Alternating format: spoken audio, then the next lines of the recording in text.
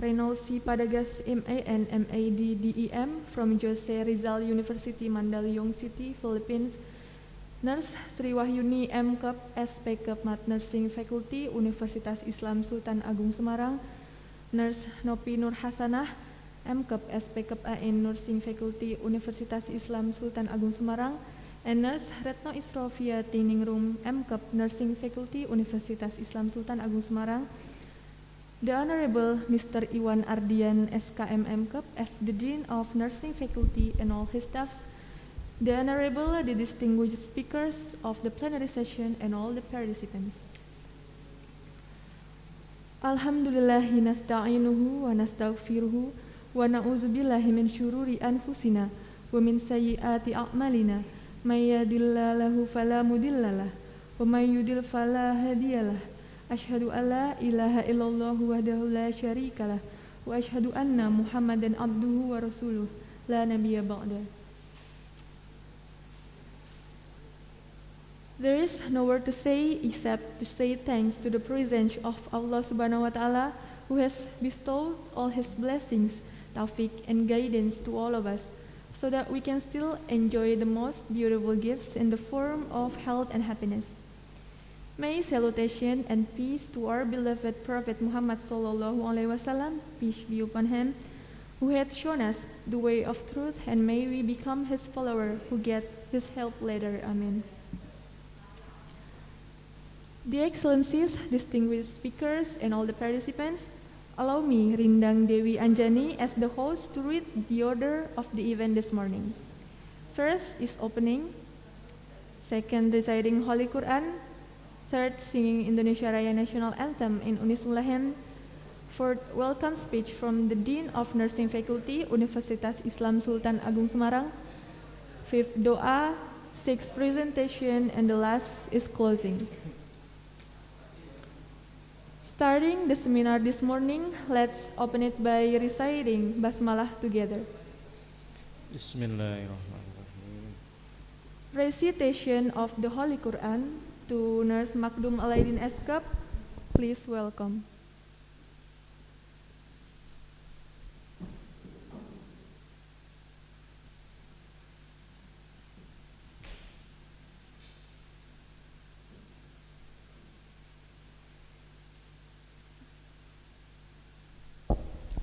Assalamualaikum warahmatullahi wabarakatuh.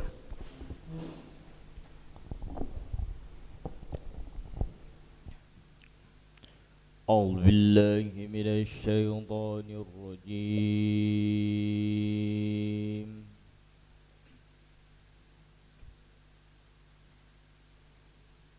Bismillahirrahmanirrahim.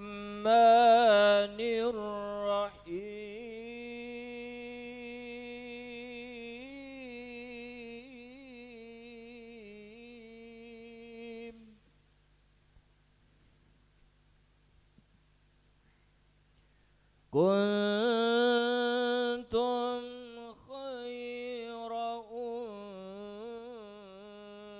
ummatin ukhrijat linnas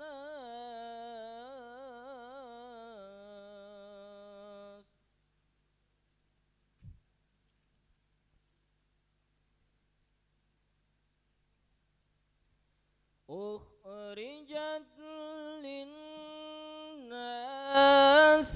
ta'muruna bil ma'rufi wa tanhauna 'anil munkar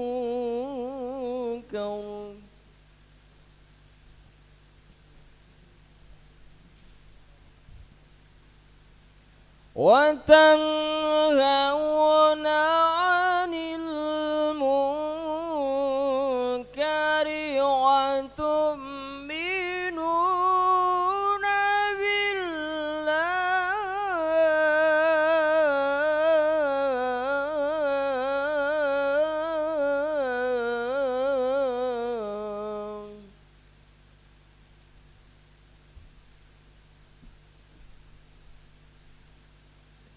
Walau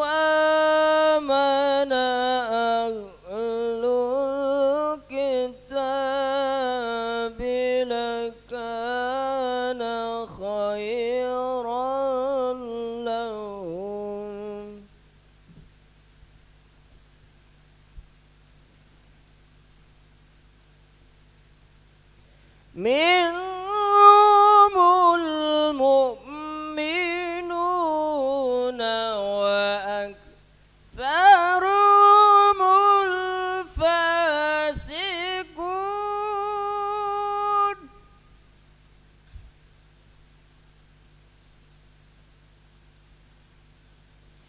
لن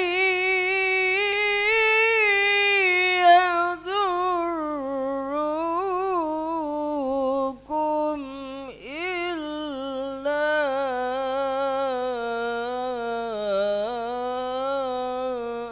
أذى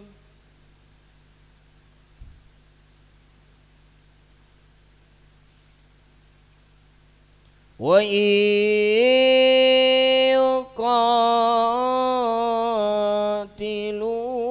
يقاتلوكم يولوكم الأدبار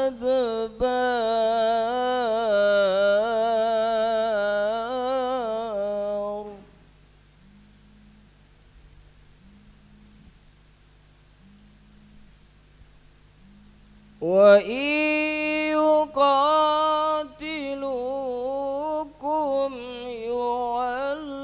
يولوكم الأدبار ثم لا ينصرون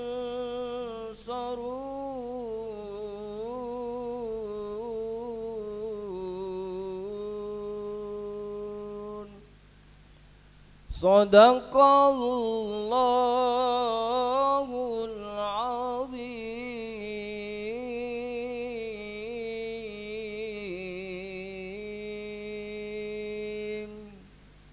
Wassalamualaikum warahmatullahi wabarakatuh.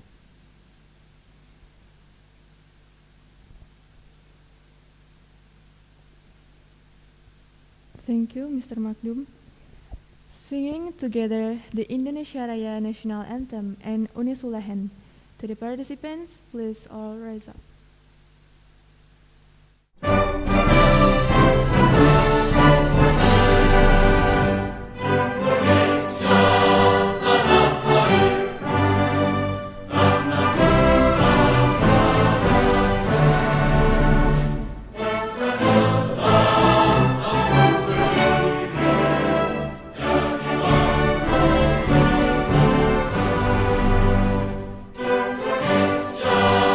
Indonesia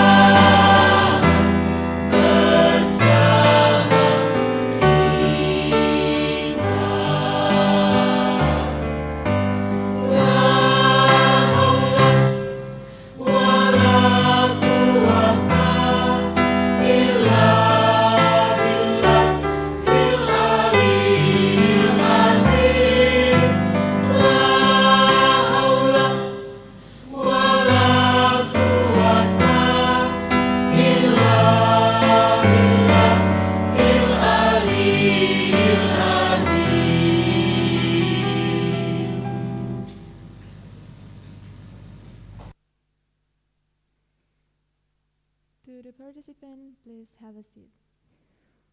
All participants, it is our honor to have the Dean of Nursing Faculty Universitas Islam Sultan Agung Semarang, His Excellency Mr. Iwan Ardian, SKM MKep, to deliver welcome speech, and afterward, we would like to request the Dean to officially open this international seminar developing knowledge, skills, and technologies in nursing.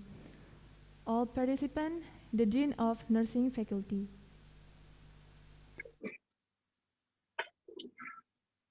Bismillahirrahmanirrahim. Assalamualaikum warahmatullahi wabarakatuh.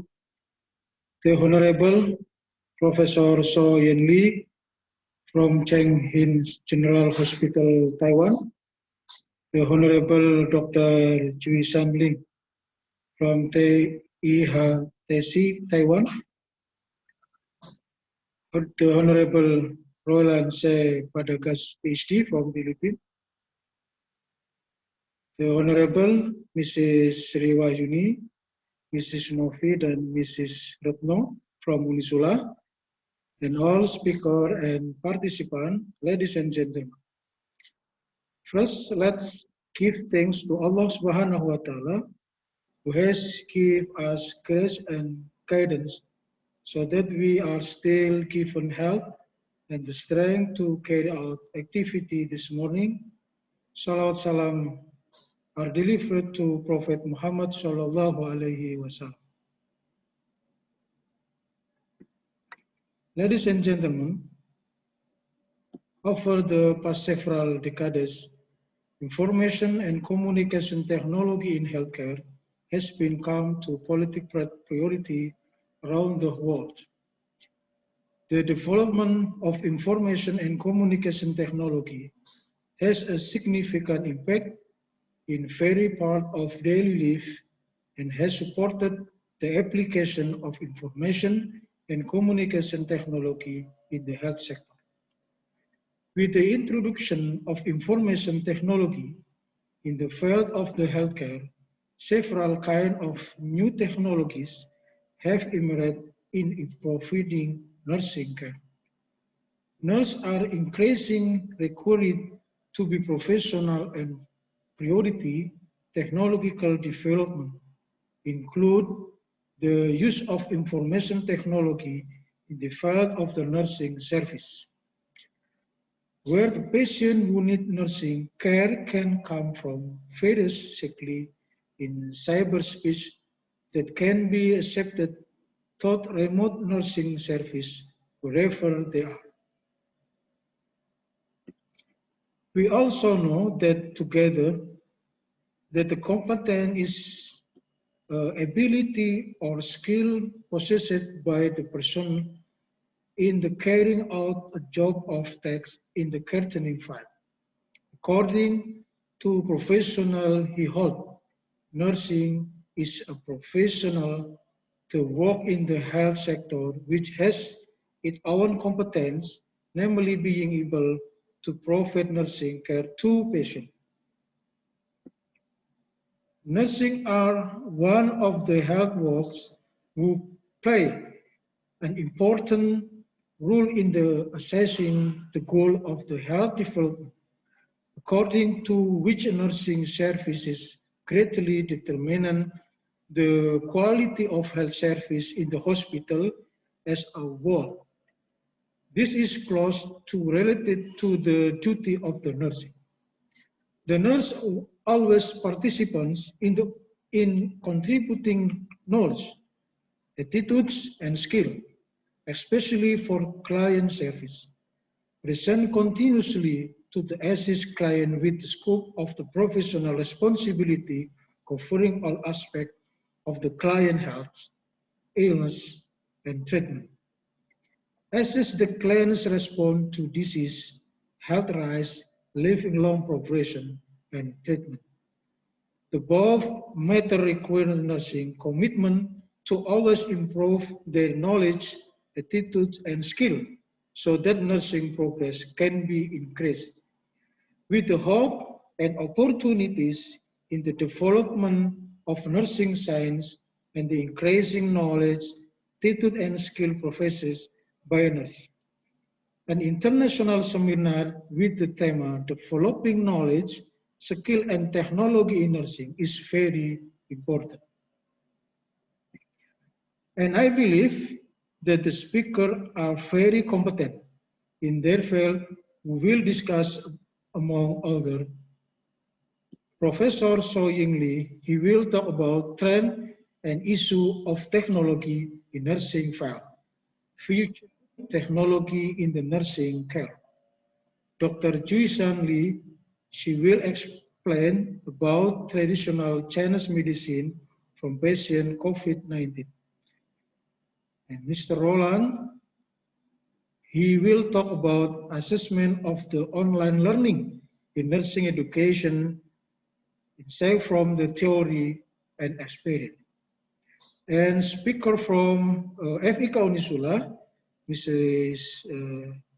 Silwayuni, Mrs. Novi, and Mrs. Retno Ishafiti. And I hope this event can provide a solution from us in order to continue learning and our students so that can still save the target learning that have been set. As the Dean of FIK, I apologize if there is something missed in the head of all ladies and gentlemen, and I would like to express my gratitude of the all committers from this event. Hoping for the help Allah Subhanahu wa Ta'ala, this event is officially open with Bismillahirrahmanirrahim. So thank you very much. Bila taufiq wal hidayah. Assalamualaikum warahmatullahi wabarakatuh.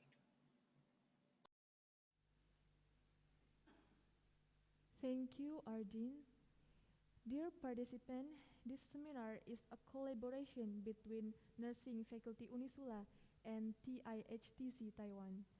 Let us introduce the profile of Nursing Faculty UNISSULA and TIHTC in this following video. Please enjoy.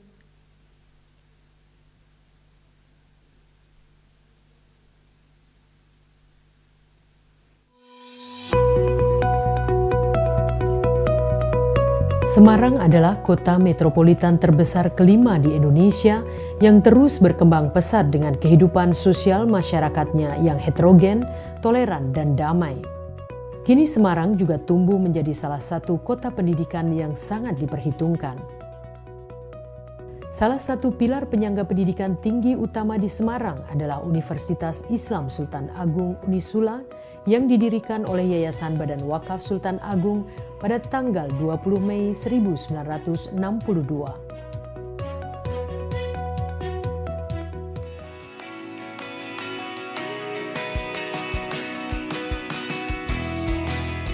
UNISSULA menawarkan konsep pendidikan komprehensif berbasis Islam dengan budaya akademik Islami sebagai strategi pendidikannya. Inilah konsep pendidikan yang menjadi jawaban atas kelemahan dunia pendidikan dewasa ini yang hanya fokus pada transfer ilmu pengetahuan. Di UNISSULA, para mahasiswa dibudayakan untuk menguatkan ruhiyah dan iptek yang diimplementasikan melalui penguatan akidah, ibadah, akhlak, gerakan sholat berjamaah, gerakan berbusana Islami, gerakan toharoh, gerakan keteladanan, gerakan keramahan Islami, gerakan kualitas hidup, memperkuat semangat Iqra, mengembangkan iptek atas dasar nilai-nilai Islam, Islamic Learning Society, serta apresiasi iptek. Inilah terobosan pendidikan yang diharapkan mampu menjawab tantangan zaman dengan mengkader generasi unggul yang bertakwa, kompeten, dan berdaya saing. UNISSULA memiliki berbagai fasilitas unggulan, antara lain perpustakaan terakreditasi A yang modern dan memiliki peranan penting dalam membangun pilar pengembangan Islamic Learning Society. Sebagai penunjang akademik utama, laboratorium menjadi sangat penting keberadaannya. UNISSULA berusaha memenuhi kebutuhan ini dan menjadikan prioritas untuk terus dikembangkan. Pesantren mahasiswa yang disediakan bagi para mahasiswa dari luar kota, khususnya prodi keperawatan, kebidanan, dan studi sejarah peradaban Islam sangat representatif. Kantin Pujasera Pumanisa menyediakan berbagai kebutuhan mahasiswa akan kuliner Nusantara, dilengkapi juga dengan pusat kewirausahaan mahasiswa. Memiliki Masjid Kampus Sultan Agung, Masjid Abu Bakar Assegaf. Rumah sakit pendidikan yang terintegrasi dengan Rumah Sakit Islam Sultan Agung juga menjadi fasilitas unggulan yang diakui excellent dalam pelayanan. Untuk menyalurkan minat bakat mahasiswa, di UNISSULA terdapat unit kegiatan mahasiswa yang beragam, seperti Mapala, Taekwondo, Tarung Derajat, Pencaksilat, PMI, unit kegiatan mahasiswa pengamalan Islam, kelompok seni budaya, Menwa, Pramuka, dan masih banyak lagi. UNISSULA juga berperan aktif dalam pengabdian masyarakat, di antaranya bekerja sama dengan Kementerian Sosial Republik Indonesia dalam menyukseskan program 100 Rumah Desa Sejahtera Mandiri. Sebagai World Class Islamic University, UNISSULA telah menjadi pilihan kuliah mahasiswa dari berbagai negara. UNISSULA juga terbukti berhasil mengantarkan para mahasiswanya menempuh pendidikan di berbagai universitas mitra di luar negeri.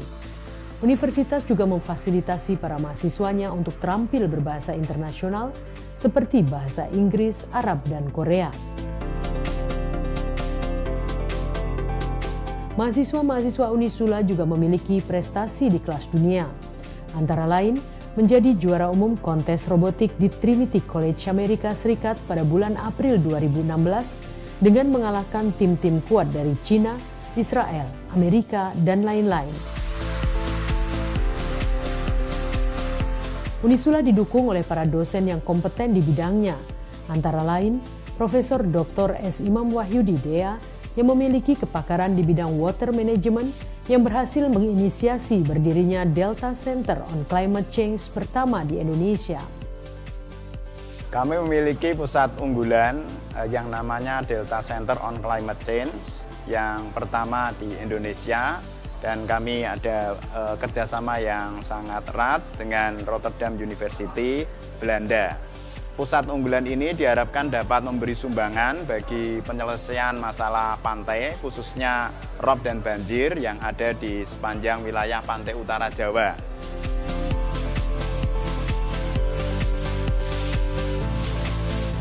Dengan berbagai keunggulan kompetitif tersebut, diharapkan menjadi bekal para lulusan UNISSULA dalam memenangkan persaingan di era global.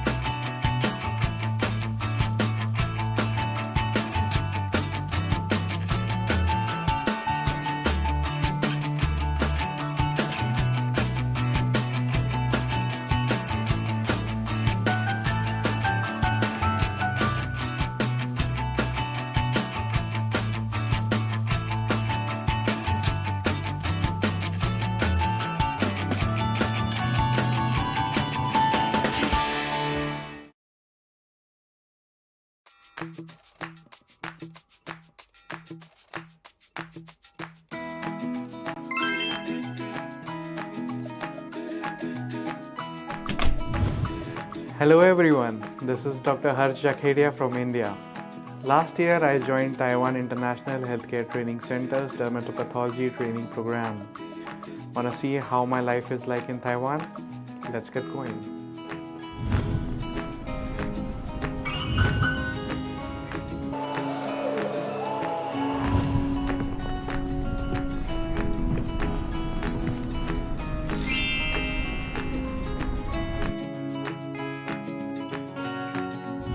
This is our training lab.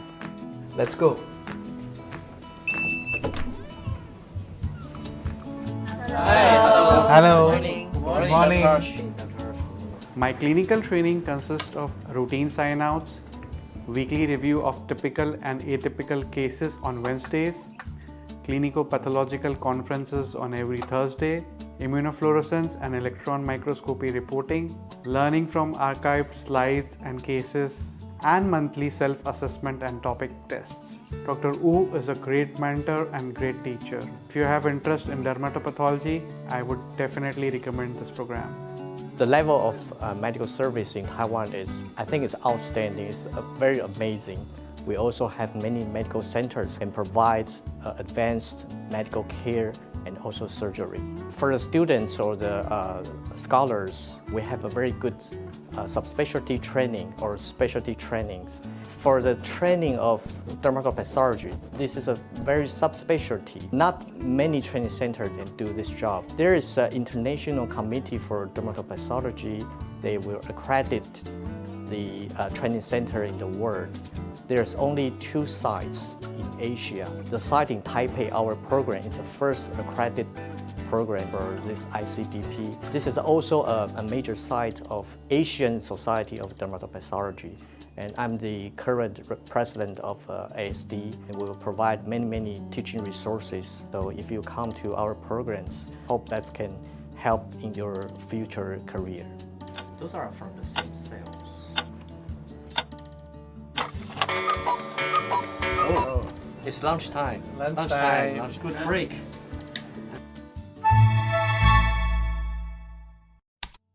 I love Taiwanese food so much. Taiwan breakfast restaurants are pretty common and they would be open from early morning till afternoon.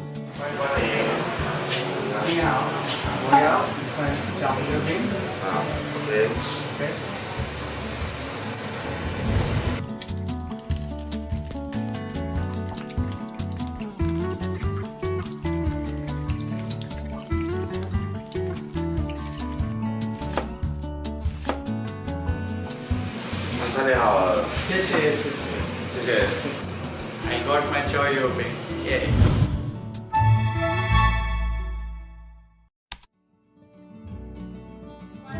TISTC is just like my family in Taiwan. We always have fun and celebrate all the special days together. We make rice dumplings during the Dragon Boat Festival. We twerk and dance at the year-end party. We celebrate the Christmas and open the gifts together. We have birthday parties every now and then.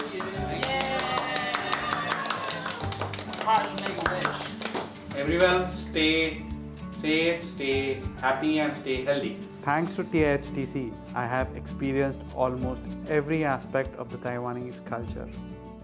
I would really like to thank TIHTC for giving me such an indelible training experience. Not only do they have a wonderful dorm room which makes me feel at home, but they also help me find the best hospital for my clinical training. I have to say, training in Taiwan has been an unforgettable experience. Everything I've learned during my training would be conducive to the reinforcement of my profession, plus enhancing the core of my knowledge to another level. I highly recommend TIHTC as your first choice of clinical training platform. I love Taiwan, I love TIHTC. Congratulations. Thank you. on your learning in Taiwan. Thank you, thanks a lot.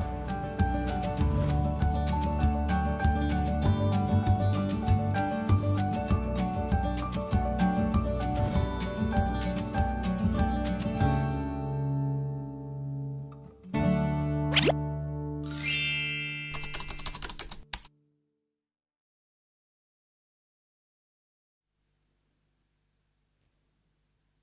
reading of Doa will be led by Nurse Makdum Aladdin Eskap.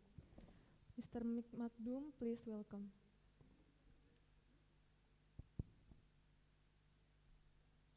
Assalamualaikum warahmatullahi wabarakatuh. Bapak Ibu yang kami hormati, mari kita sejenak berdoa.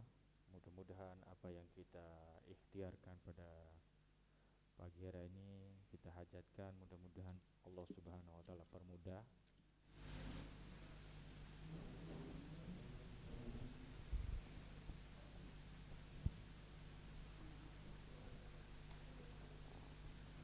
Assalamualaikum warahmatullahi wabarakatuh. Bapak Ibu, mari kita sebelum kita berdoa, mari kita niatkan, munajatkan kepada institusi dan khususnya kepada keluarga besar YBWSA. Mudah-mudahan kita selalu diberikan kesehatan, dipermudah urusan kita oleh Allah Subhanahu wa taala. Dan khususan untuk acara ini, mudah-mudahan Allah Subhanahu wa taala perlancar. Ila hadhihi niyah wa niyatin kulli salihah. Al-Fatihah. A'udzu billahi minasyaitonir rajim. Bismillahirrahmanirrahim. Alhamdulillahirabbil alamin arrahmanir rahim maliki yaumiddin. Iyyaka na'budu wa iyyaka nasta'in. Ihdinas siratal mustaqim. Siratal ladzina an'amta 'alaihim ghairil maghdubi 'alaihim waladdallin. Amin amin. Bismillahirrahmanirrahim. Alhamdulillahirabbil alamin. حمد الشاكرين حمد الناعمين حمدا يوافي نعمه ويكافي مجيده يا ربنا لك الحمد كما ينبغي لجلال وجهك الكريم وعظيم سلطانك اللهم صل وسلم على سيدنا محمد وعلى آل سيدنا محمد صلاة تنجينا بها من جميع الأحوال والآفات وتقضي لنا بها جميع الحاجات وتطهرنا بها من جميع السيئات وترفعنا بها عندك على الدرجات وتبلغنا بها أقصى الغايات من جميع الخير في الحياة وبعد الممات إنه سميع قريب مجيب دعوة يا قاضي الحاجات اللهم سلامة في الدين وعافية في الجسد وجيادة في العلم وبركة في الرزق وتوبة قبل الموت ورحمة عند الموت ومغفرة بعد الموت اللهم إنا نسألك علما نافعا ورزقا واسعا وعملا متقبلا يا أرحم الراحمين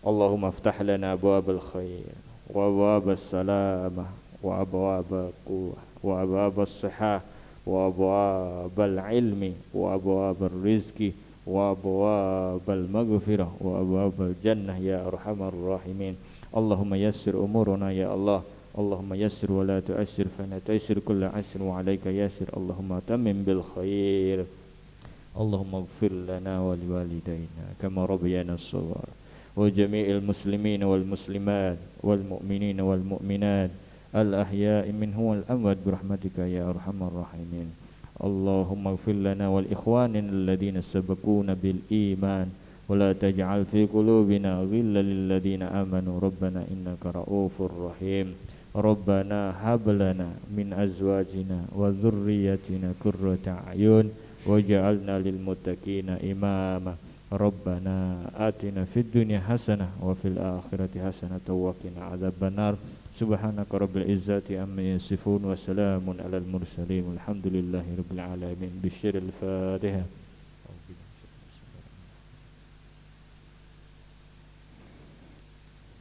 Wassalamualaikum warahmatullahi wabarakatuh.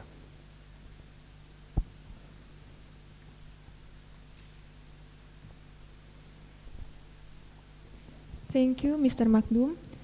To all participants, it's time for material presentation and discussion of an international seminar with the theme Developing Knowledge, Skills and Technologies in Nursing. The presentation will be divided into 2 sessions, each with 3 speakers. And now, we would like to invite Mr. Rio Luhung Pribadi, SPD. He is a coordinator for international partnership in Universitas Islam Sultan Agung, and he would like to lead the first plenary session. To Mr. Rio, please welcome.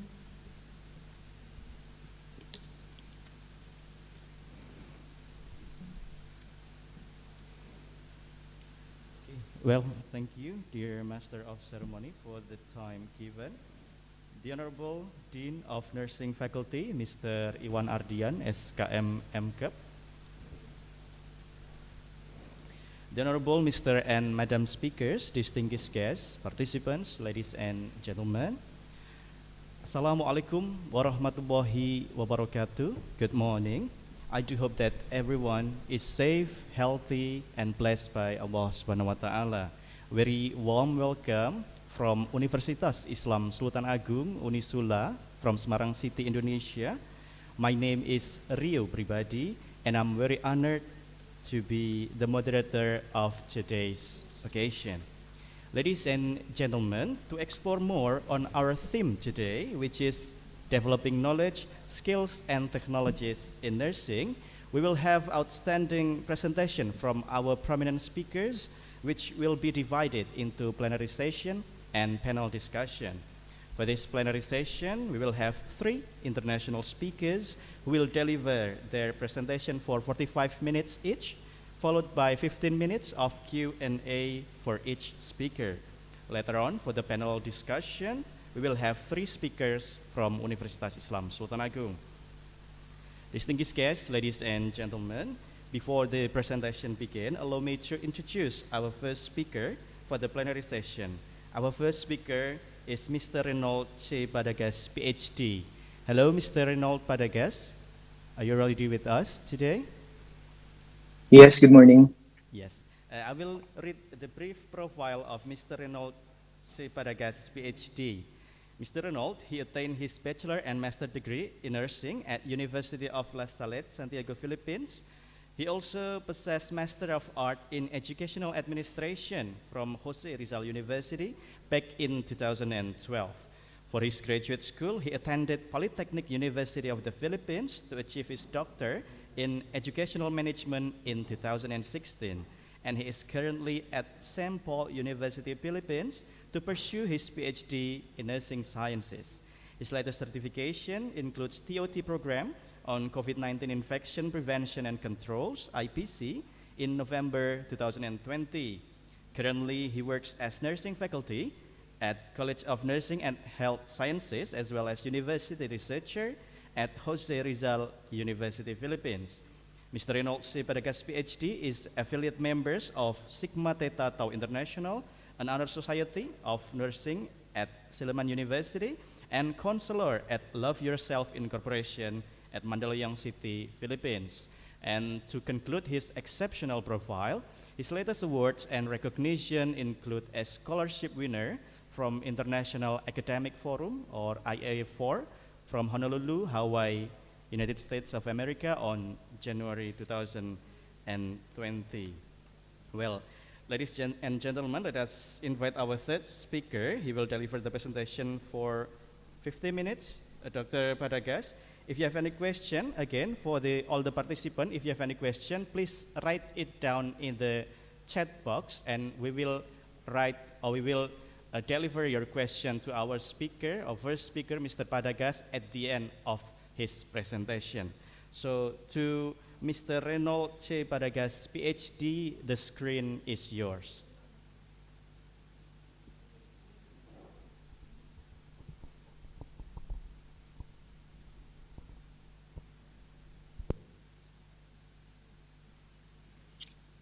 Thank you very much for that wonderful introduction. I really appreciate the invitation coming from Universitas Islam Sultan Agung. So I hope that you can see my slide now. So I'll be presenting this online assessment in nursing education, insights from theories and experiences. We belong in one global village, and it's really significant that we appreciate right now the interconnectedness aided by technological innovations like the Zoom. So for this morning, I'll be discussing with you about the online assessment, and I would like to emphasize here that nurses should be able to adapt to the changing environment caused by the advances in technology. For the webinar outline, I'll be presenting the backgrounder. This will give you, of course, a background about what's happening right now in the field of education, particularly in nursing education. I'll be discussing the online assessments. Basically, I'll be focusing more on a formative assessment and summative assessment, as well as introduction of the authentic assessment. Next discussion will be all about the theoretical basis as to how we are promoting assessments like formative, summative, and authentic assessments.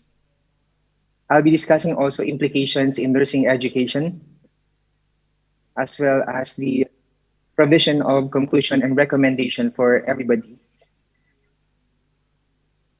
So we believe that the COVID-19 pandemic has actually changed a lot of things and situations in the global context. And the nursing education primarily is also affected, primarily because this COVID-19 also influenced the way we deliver quality instruction, particularly to that effect of identifying appropriate knowledge, skills, and attitude for our nursing graduates. So basically, COVID-19 provided us the so-called new normal or the so-called now normal. And probably some of you might be thinking, which one is better? Is it the old normal or the new normal? So the next background has something to do with the influence of Gen Z learners. So we understand so well that 70% of the entire college population right now belong to the first generation of the digital natives. And when I talk about true digital natives, basically this young generation are considered to be highly social, multitaskers, entrepreneurs, and tech savvy. And a lot more of their characteristics actually has influenced the way we are catering to their needs, especially in providing them quality nursing education. I would like to present to you the snapshot of exponential and disruptive technologies driving innovation. So I think Dean Adrian earlier has mentioned about the impact of technological innovations in the way we cater to the healthcare needs of the peoples of the world. This one does not only impact or influence healthcare systems, but also educational institutions providing nursing education. So from the time that we have 3D printing until we have the Internet of Things, basically we are primarily affected. And the challenge here is how to establish the infrastructure and how do we challenge the current system that we have so that we'll be able to advance also our practices, particularly in expanding science and practice of nursing. Today's world is best described by the concept of VUCA, and basically this one has something to do with volatility or the presence of a sudden change. And what we have to have is come up with a clear vision so that we'll be able to understand better and appreciate how do we prepare our graduates of nursing to the actual world of work. U stands for uncertainty, so everything becomes uncertain. Even the question of many institutions has something to do with are the nurses who will be graduating this year competent enough to be able to facilitate quality healthcare services among the people or the target clientele. And we have, of course, complexity and ambiguity. So now the question here is, with the advent of the fourth industrial or fifth industrial revolution, we have this particular VUCA now. And the question has something to do with ergo. What now? And where are we going? So basically, for us to answer this, we have to have a clear vision to be able to address volatility in the workplace. We have to have common understanding so that we'll be able to address uncertainty.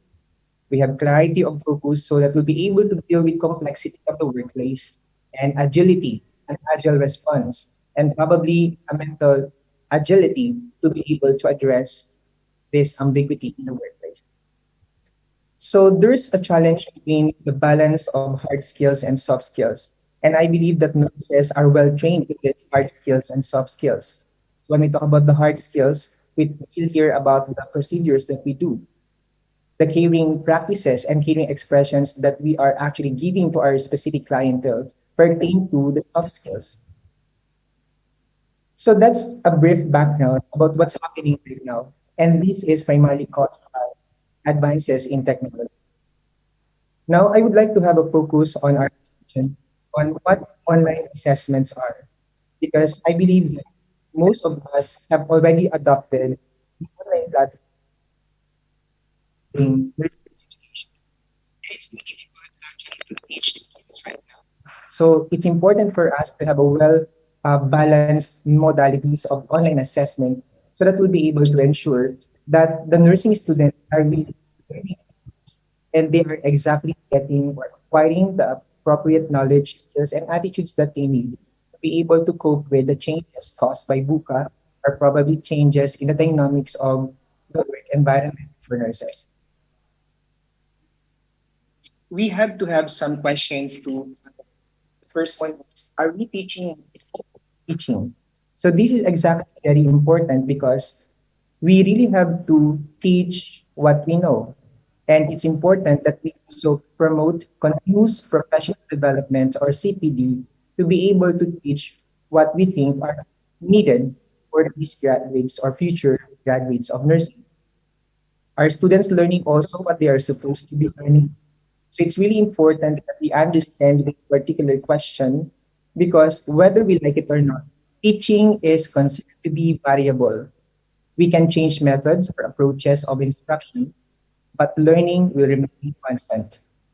Learning remain constant, and that means to say that even we change the approaches or the processes of promoting or delivering our instruction, learning will remain the same. And this is exactly, of course, cannot be compromised. Is there a way to teach the subject better, thereby promoting better learning? So I think that if we are data driven in terms of our instruction, it will be easier for us to determine the weaknesses of our instruction. And this could lie primarily also on giving our assessment. So are we really assessing what we have to assess? For instance, so to promote better learning, you do not only need to come up with adequacy of knowledge and attitude. You really have to have skills also, the way we promote fair and scientific or empirical assessment. So caring teachers will be asking these questions because this will be very significant and this will influence the learning of our students. So whenever we do assessment, we can actually promote plan, do, check out. So let's say, for example, as a teacher, we might be asking ourselves, what do I want my students to learn? And then our students will also be asking, what do I need to learn? So if you notice, teachers and students are partners in the education process. And the learner is considered to be at the core of the learning cycle. But as teachers, we really have to determine exactly the content that we have to teach our students. And this will be the basis of our assessment later on. The next thing that you have to understand is something to do with who. So the teacher might be asking, how do I teach effectively? How would you know that you are teaching effectively? Of course, this can be measured by a lot of things. Let's say, for example, you have the feedback mechanism. You have also your assessments. So this could be something related to formative, to summative, or you have authentic assessments. And in the same way, the students will be asking themselves, how do we learn effectively? So that would be, of course, giving us also a hint about what to teach, how to teach, and how students learn from us. The next one has something to do with, are my outcomes being met? So how would you ensure that the outcomes of learning are being met? Of course, this could be reflected by the performance of our students in terms of their academics. So probably they're doing very well in terms of product, in terms of performance tasks, in terms also of other criteria. So this must be considered in everything that we do. So evaluation of the learning is based on our assessments. A stands for act. And as a teacher, you have to ask, how do I use what I've learned? And for students, how do I use what I've learned? I am not really sure if you're aware of the data-driven instruction, but if you are a good teacher in the field, it's important that we learn to determine or identify and gather the important data that we have in our classroom, be that in traditional or in the online platform.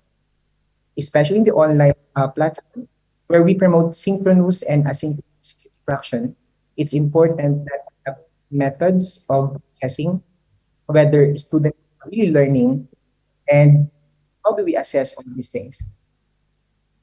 So assessment is an integral part of instruction as it determines whether or not the goals of education are being met. And like what I emphasized earlier, assessments could be something like assessment as learning, and that speaks about offensive learning. We have assessment for learning, that will be formative assessment. And we have, of course, assessment of learning, something to do with summative assessment. So whether we're doing assessment as learning, assessment for learning, and assessment of learning, this is very, very important the way we cater to the instructional needs and of our students. So for the purposes of assessments, I have summarized this into a mnemonic. So the first has something to do with letter P, provides diagnostic feedback. So assessments can provide diagnostic feedback. And this will be very important to teachers because this will be the basis for us to identify or determine whether we are hitting the goals or achieving the goals or objectives set for our students. Another one is it helps educators set standards. So it is important to not compromise the quality of our assessments. If, for example, we want to have higher grades for our students, it doesn't mean that we're going to compromise the quality of our examinations. It's important that we really have to set high standards so that students will be more prepared to meet their licensure examinations too. And this will also be very, very important in contributing to their success in the actual world work. Number three has something to do with relates to a student's progress. And it's actually true because we can differentiate when we introduce topics, can actually differentiate and conduct appropriate scaffolding of learning of our students by merely looking at the data being provided to us by the assessment records. So let's say, for example, we get the data based on the results of the previous examinations. We identify the discrimination index and the difficulty of the items. And this will be very essential so that we'll be able to frame our sets of questions the next time in such a way that we are identifying or determining how students are progressing from one level to another level of learning. Number four has something to do with evaluates progress. And of course, that does not only mean progress on the part of the students, it's also progress on the part of the instructor. So when students are getting better grades in their performances, then that goes to show that we really are delivering quality instruction. But if students keep on failing examinations or assessments, then there must be something wrong about the way we teach or probably we have concerns with regard to assessment. And lastly, we have motivating performance, and that will be, of course, very essential. So when students are being given the results of examinations immediately right after taking the exam, well, in the online environment, usually we have to wait for 5 to 7 days before we can actually provide the actual scores of our students. If you repeat that less than 5 or less than a week, then that's very good practice. Source of motivation for our learners. So when students are getting immediate feedback, immediate assessment results from us, then that means to say that we are motivated more to be able to work better and learn better. So I have listed here the characteristics of assessment according to Person in 2008. Assessment should be grounded in the context of learning. And that's actually true. We really have to measure what has to be measured. We do not only prepare examination just because we are preparing them for a purpose. So it's important that we align all our assessments based on the that we achieve for particular courses. Assessment should be research-based. Assessment opportunities should be multifaceted. So you cannot only come up with formative quiz, for instance. It's important that you have a wide array of assessments, whether assessment for learning, assessment of, or assessment as learning. So these should be modalities that you apply. It must be multifaceted. Assessment is also ongoing. And this one, like what I said earlier, is also a means to monitor the progress of students as well as our partners in instructional processes. Assessment is also useful and functional. Assessment is socially connected. Assessment is fair and equitable. So there must be spirit of justice when we give assessment. We do not provide assessment as forms of punishment. We give assessment what we have purposes. And these purposes can be for learning, of learning, or as learning. And last, we have assessment remains representational and interpretive. So it's important that teachers must be data-driven in terms of assessing the performance of their students, whether we would like to assess knowledge, skills, or attitude, or the three domains.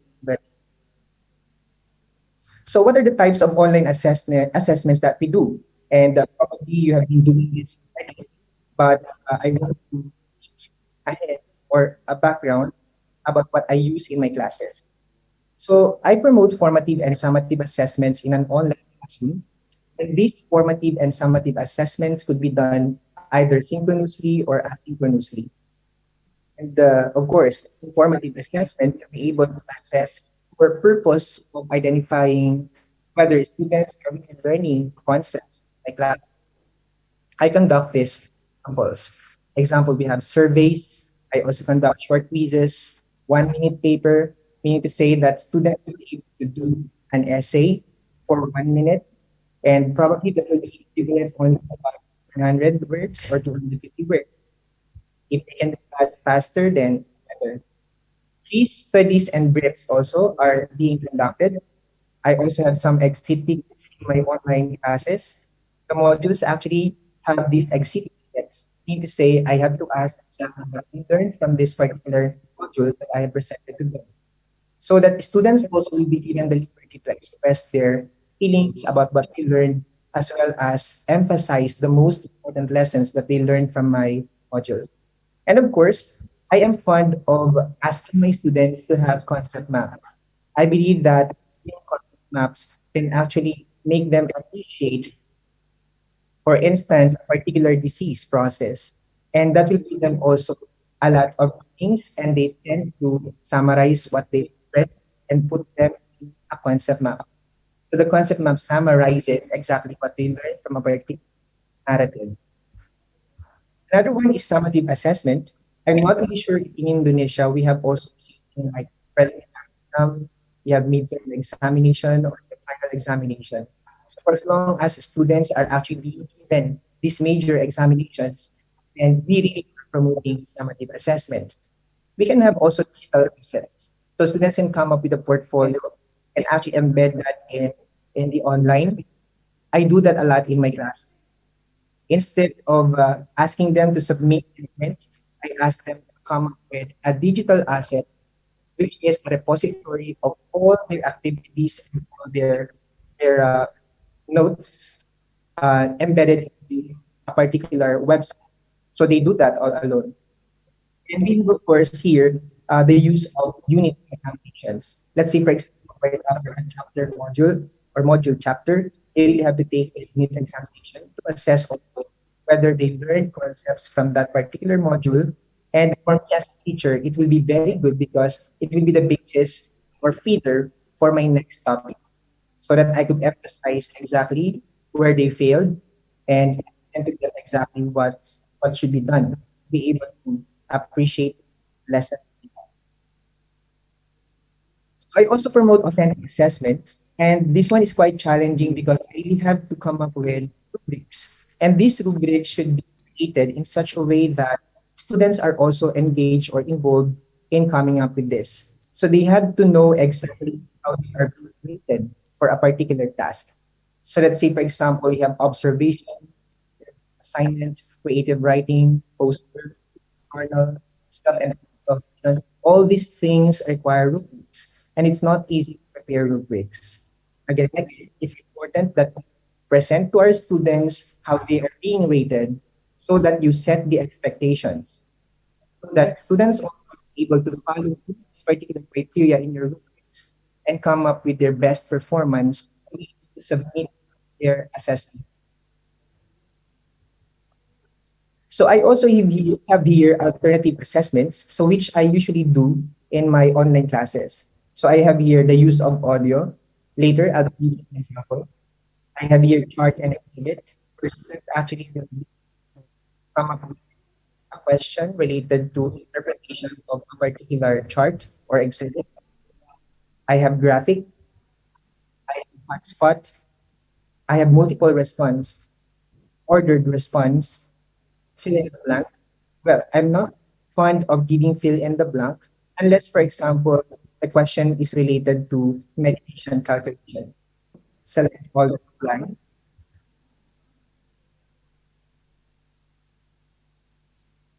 Okay. So allow me to give here an example. So this is an example of an examination related to medication. If I'm gonna play this,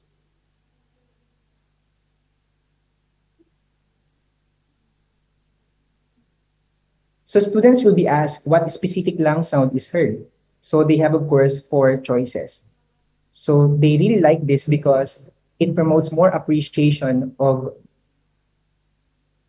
assessment results or assessment findings in the clinical area. That's it. So next, I have here chart exhibit. For example, an ECG. I have hotspot. This is an example of a hotspot. So sometimes when I want to assess whether students have learned something in their anatomy and physiology, I come up with this kind of test. You can also use this in assessment. Like all that apply, especially for complex questions. We have a lot of them, but students also can learn from this. So at earliest now, we can provide them examples of select all that apply questions, and that will, of course, very good for them to be prepared, not only for the local or national examination, but also for international examinations like NCLEX. I also have here ordered response. So let's say, for example, a certain question has something to do with interventions, which must be correctly ordered for a clarifying cross-site.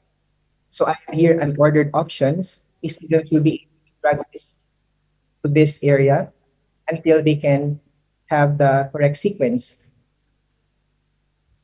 I have fill in the blank for calculation of medications.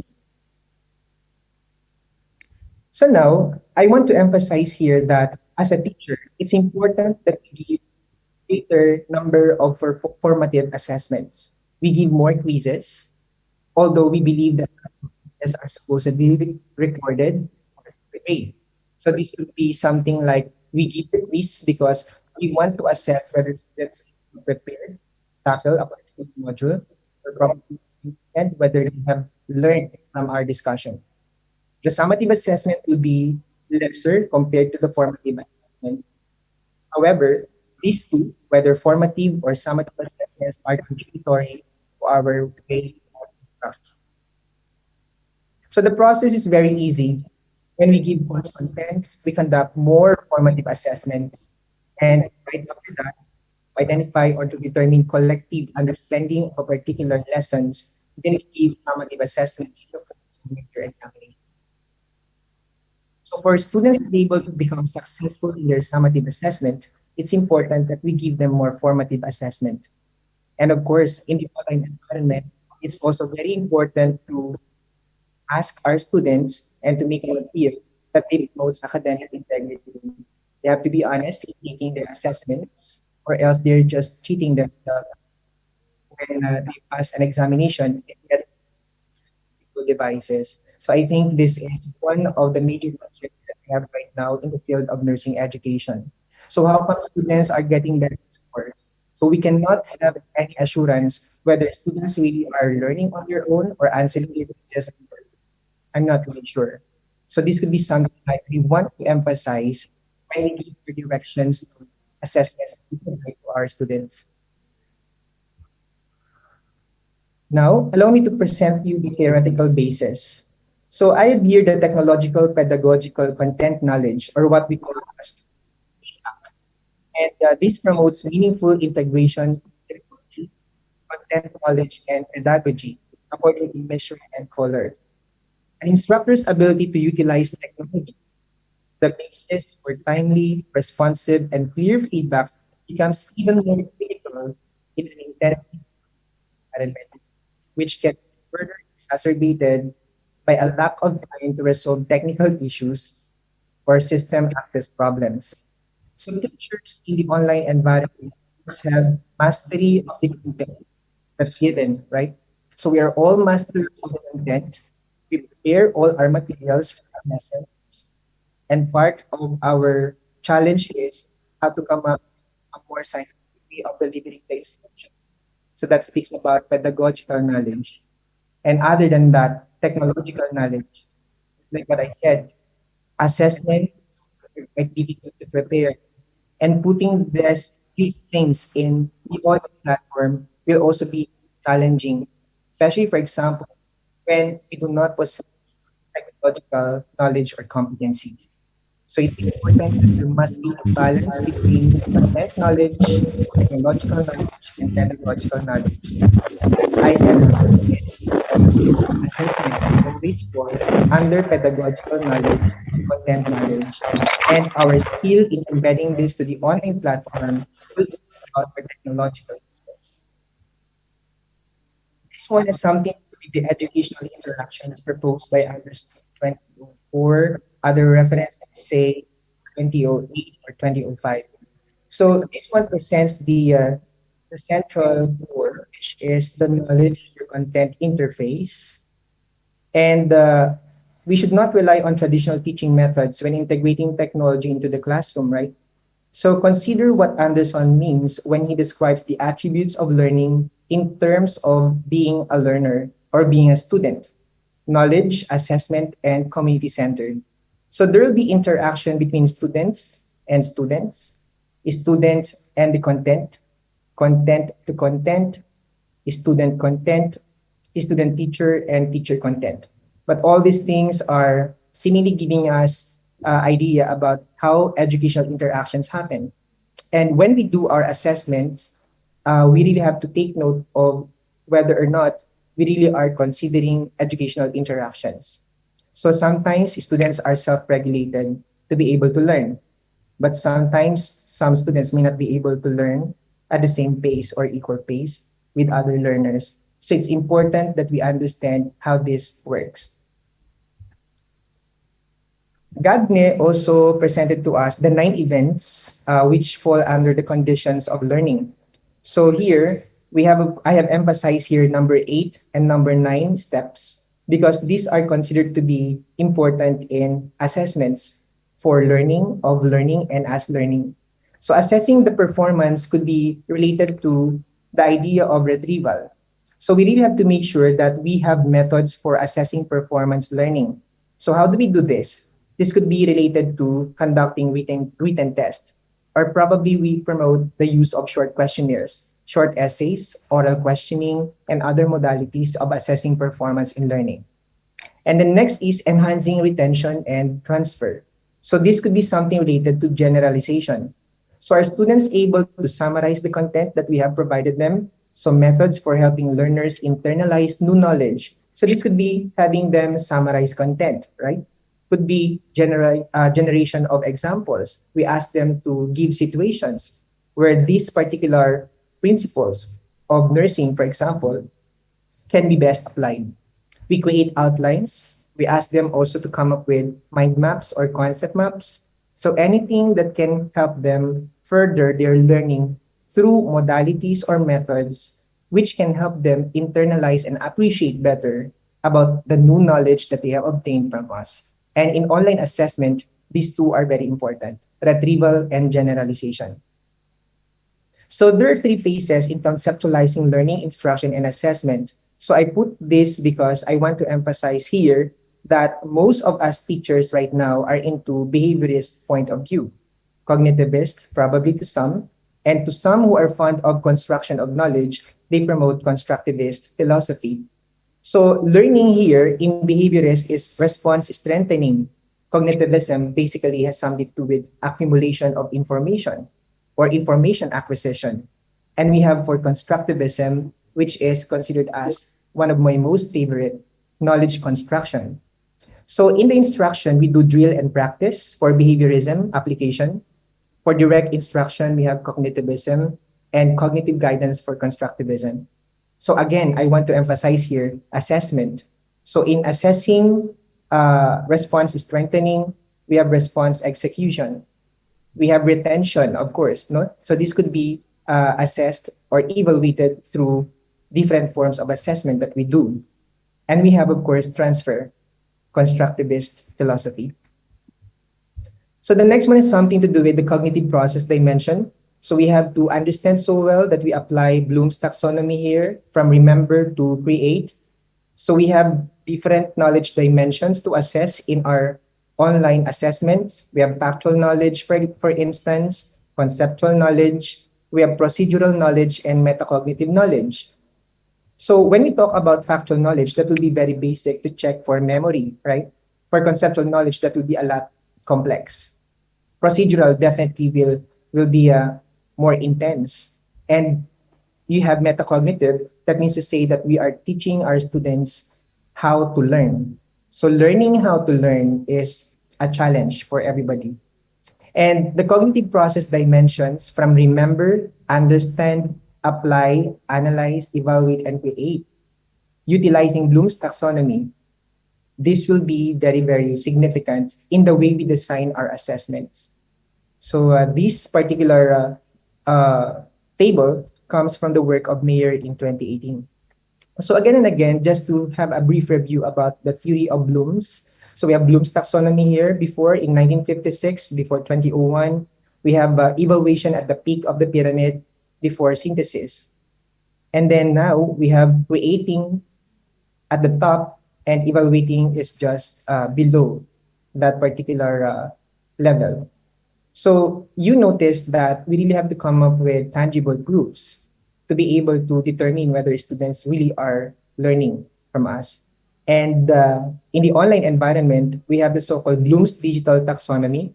So I'm not really sure if you have already encountered this, but I'm sharing this with you so that you'll be able to be helped also in the way you design your online assessments. So if you want, for example, remembering, then that belongs, of course, to lower order thinking skills. If you want to get higher on the ladder, then you have understanding, applying, up to creating. So creating definitely will be the higher order thinking skills that we say. And this could be done through blogging, filming, podcasting, or directing. So I am providing this as part of our additional tool and framework to be able to design our online assessments later on. And here I'm presenting to you how learning activity should be assessed. So as let's say, for example, when you ask students to create an original artifact or probably a certain project submitted via online, so how do you assess that? You have to test for creation skills, right? Let's say, for example, when you have prototype or design, so you really have to assess how these students really come up with that particular artifact or prototype. If it is, for example, a presentation, then you have to determine exactly whether or not the students really created that. And you can actually come up with good questioning skills to facilitate validation of whether or not the students really came up with that presentation on their own. So it's really important. The next one has something to do with implications in nursing education.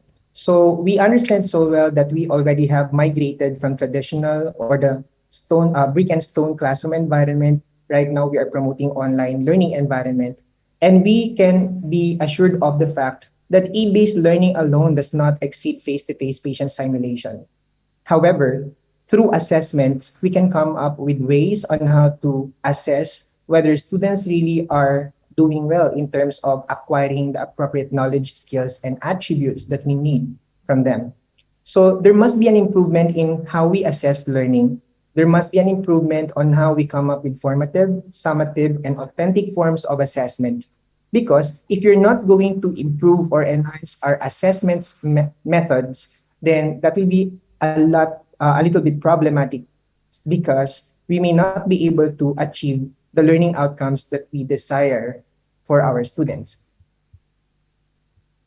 Consideration should be given to scaffolding and blending e-based nursing assessment learning. So when we talk about scaffolding, that means to say that we really have to prepare our students in the next stage or ladder of learning. So when students, for example, are not capable to remember things or facts, then that will be a lot difficult. They may not be able to understand the context that they are learning. So scaffolding should be facilitated, and scaffolding of learning can be best done when we really integrate good assessment and we actually make use of assessment as sources of information to improve our teaching mechanisms or our modalities of instruction. So research on measurement of clinical reasoning right now is quite a challenge for everybody, especially that we are in the online platform. And it's important that we integrate critical thinking, clinical reasoning in situational types of examinations. E-based learning programs, basically in nursing assessment, provide students a way to reflect and self-correct their actions. Hence, they become more self-regulated learners. So like what I said, we are dealing with Gen Z. Majority of them are tech savvy, and it's important that we help them how to learn. So metacognitive abilities of these learners should be enhanced. And in such a way, they create more reflective practice and self-correction with regard to their actions. Undergrad students, they say, and clinical experience aims to prepare nursing student nurses with a level of competence and confidence for independent practice upon professional nurse registration. But again, the challenge here is that are we really preparing our graduates to become more competent in the field soon? In the way we prepare our assessments, are these assessments also aligned to what we desire for them to achieve as part of our course learning outcomes? A great deal of criticism surrounds undergrad nursing programs for failing to adequately prepare students. But I think that if we design our assessments more empirically, then that will be, of course, giving us a lot of edge or contribution to the development of the holistic learner. So they gain knowledge, skills, and attitude. Well, these are only additional inputs. They say that nursing graduates or new graduate nurses lack skills in preclinical areas. And I think teachers can do a lot here, especially for those who are doing the lecture and the clinical supervision of our students.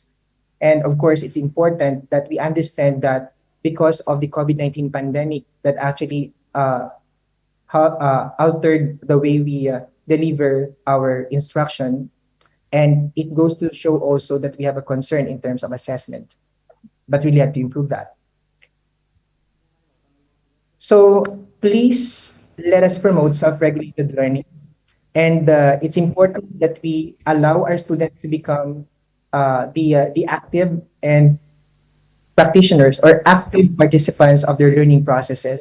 So it's important that in our end, as teachers, we have to promote cognitive strategies, metacognition, willpower strategies, and motivational strategies, especially now that we are in the online environment.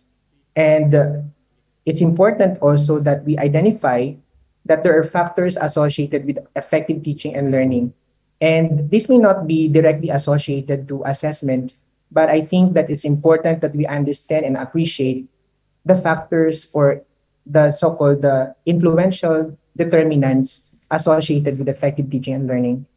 So teacher knowledge of subject matter and pedagogy, I emphasize that in the TPAC model. And it's important because we cannot come up with good assessments without understanding of content. So mastery of content, you have competencies in terms of technology and pedagogical approaches will be very significant. Well-organized teaching time, active instruction by teacher, coverage of relevant content, students who are also supposedly engaged in learning, students experiencing success, it's important. So when students are getting good grades in their assessments, then that's very good. But it's important also to determine how these students got good grades or good scores. Quality of teacher questioning is also very important. So like what I said earlier, it's important that everything must be properly aligned. So when we give this particular concept, make sure that the assessments will be related to the concepts that we have provided them. So the questions that we create in the examinations should be justified. So meaning to say that the concepts have been taught to students and we come up with good questions that we really measure whether they have learned from the concept that we taught them. Pacing of instruction is also significant, and this could also be affected by assessments or assessment results. Designing activities suitable for students' ability and needs, because not all learners learn at the same pace or at the same time or level. Teacher adaptability during lessons is also important. And for the common elements expected of professional standards for teachers, we have to have personal integrity.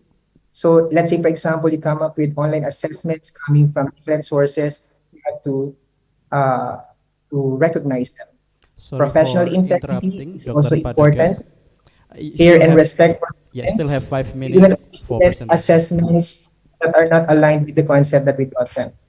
Ethical practice, awareness of system needs, content knowledge, pedagogical knowledge and skills, planning for teaching, management of learning, knowledge and use of assessment. I want to highlight that. Working collegially with others, learning from others is important, and engaging with continuous professional development or CPD. So that's it. And to end my discussion, I want to present to you the online nursing education best practices guide here. So on the right side, you would see here assessment and measurement.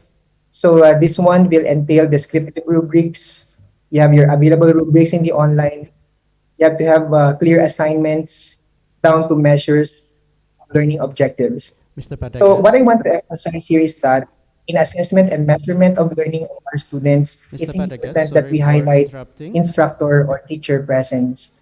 So when the teacher is felt in the online environment, when the teacher is meticulous in terms of delivering instruction and Mr. assessing Padagas, sorry for whether or interrupting. not learning has taken place, then I think that students will become more mature learners and they become more responsible and free from any mischievous acts. So they promote academic integrity when they take their assessments, etc. So it's important that we emphasize here instructor presence. Mr. I Padagas, am presenting sorry this for instructor interrupting. Mr. checklist. I'm not Padagas. going to discuss them one by one, but it will be part and parcel of the PDF copy that I'm going to provide the organizers so that as a teacher, you can check whether or not you have this particular items in the checklist. But I want to emphasize here the feedback and grading. So in the online environment, response to queries within 24 to 48 hours. Responses are personalized and meaningful. So it's important that we give also comments and suggestions on how students can be able to improve their work. That is also teacher presence. Feedback is constructive and extensive.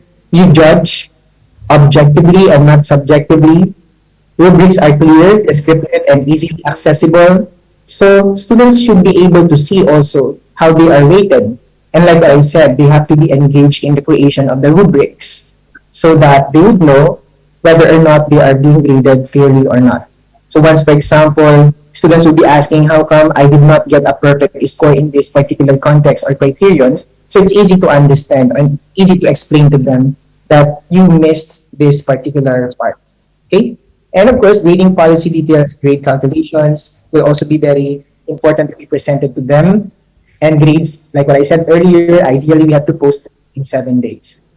So those are items that are very important Mr.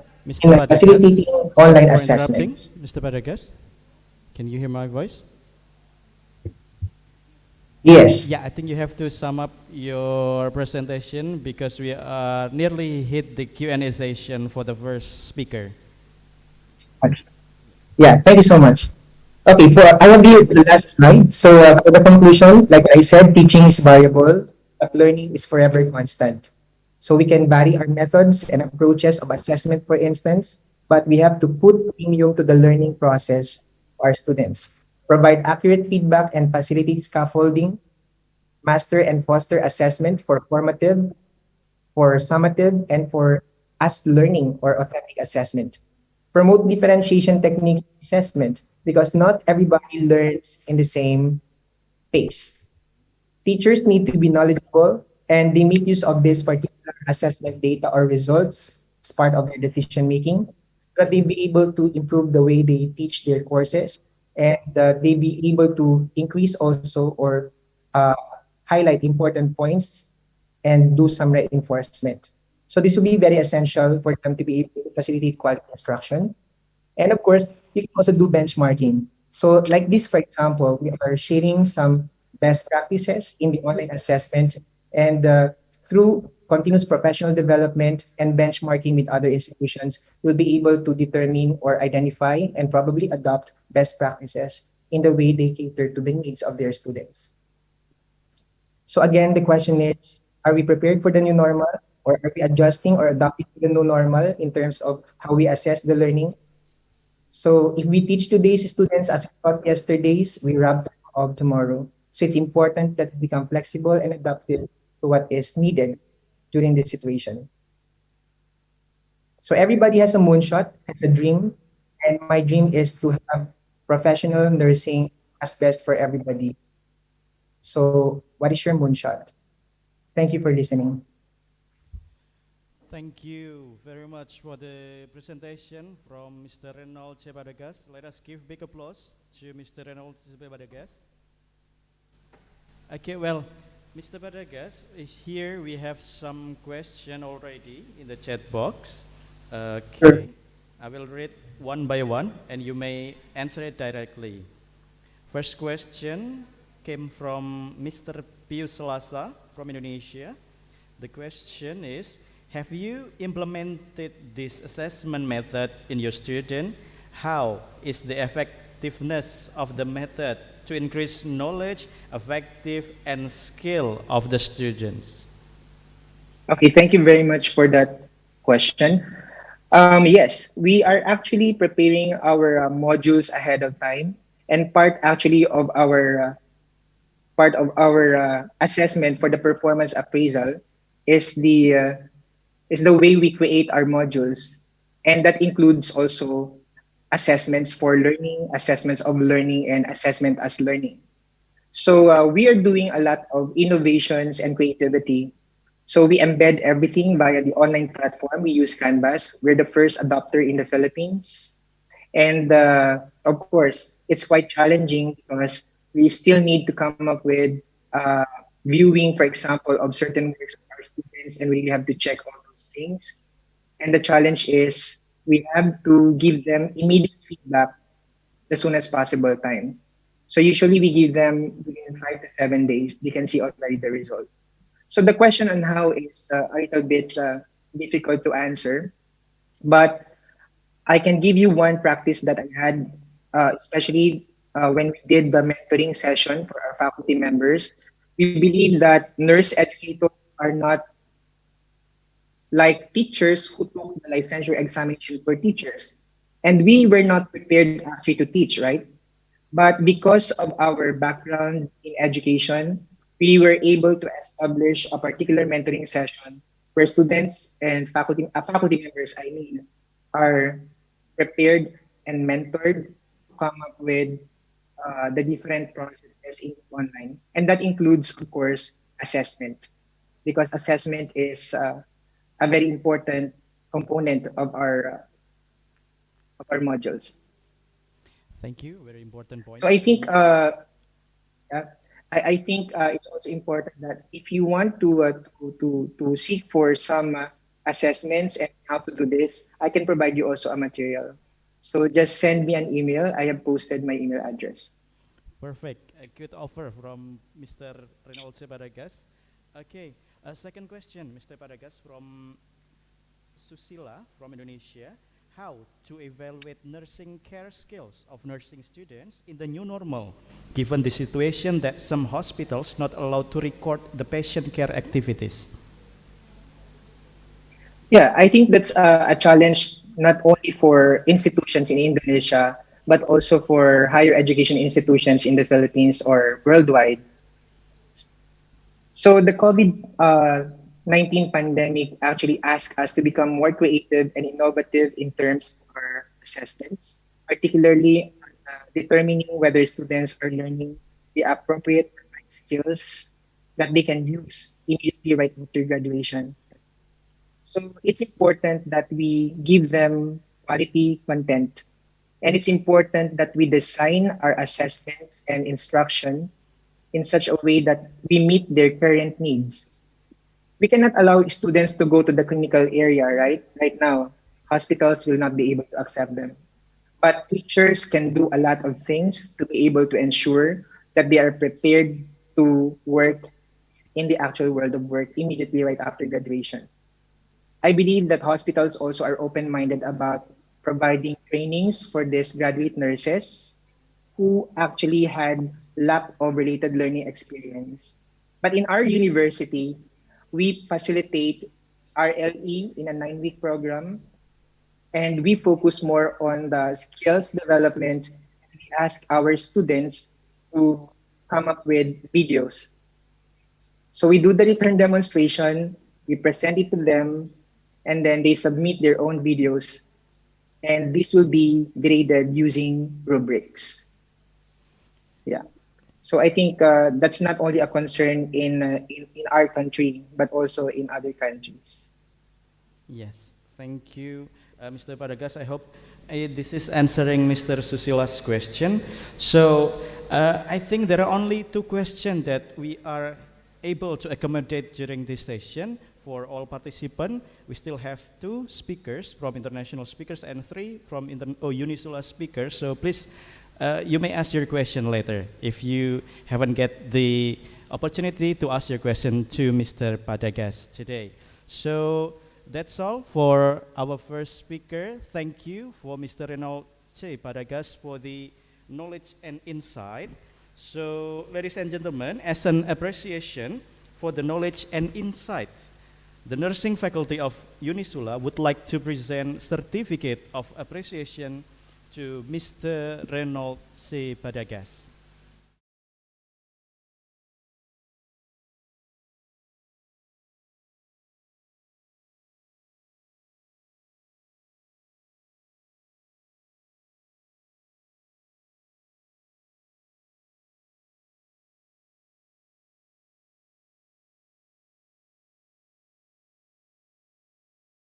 Again, let's us give big applause to Mr. Reynold C. Padagas. Thank you, Mr. Reynold. It's been a pleasure to have you today. Thank you very much for inviting me once again to this important event. Yes, hope we can see you directly in UNISSULA next year, we hope. Yeah, sure. Yeah. That will be a great yes on my end. So we can establish correspondence and collaboration. Very well. Thank you, Doctor. Let us give a big applause for Mr. Reynold Padagas. Thank you, Mr. Padagas. Well, distinguished guests, ladies and gentlemen, our second speaker for today is Dr. Sunny Chui Shanlin. I repeat again, our second speaker today is Dr. Sunny Chui Shanlin. I will read her brief profile. Dr. Sunny Chui Shanlin, she attended China Medical College to possess her bachelor degree on 1992 until 1999 and her master degree on 1999 until 2001. She also attended Graduate Institute of Chinese Medicine at China Medical University to pursue her doctoral degree on 2001 until 2007. Her current role now is as a visiting staff for Department of Chinese Medicine at Tri-Service General Hospital. She is also a Secretary General of Chinese Medical Advancement Foundation in Taiwan. And to conclude, she works also as Jointly Associate Research Fellow at National Research Institute, Ministry of Health Welfare, Thailand. Okay, so today she will deliver a video presentation entitled The Treatment Effects and Mechanism of TCM or NRICM 101 for COVID-19 patient in Taiwan. Again, for the participants, if you have any question for her, please write it down in the chat box. So, Dr. Sunny Chui Shanlin, the screen is yours. Thank you.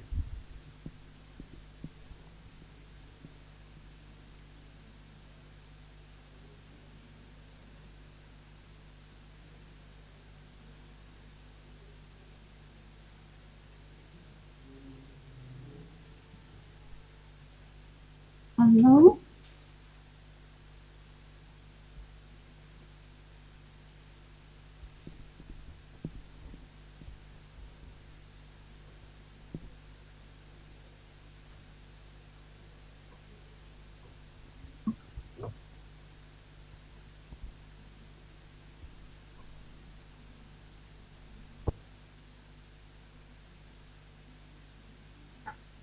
Yes.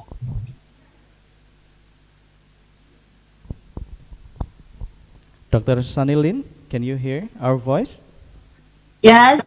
Yeah. Yes, I can hear you. Okay, Dr. Sanilin, the screen is yours for 45 minutes, and then we will proceed to the Q&A session. Please. Oh, okay. Uh,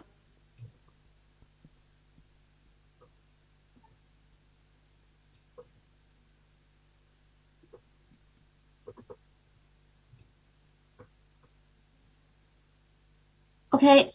Everybody, can you see my presentation? Yes, crystal clear, doctor. Okay.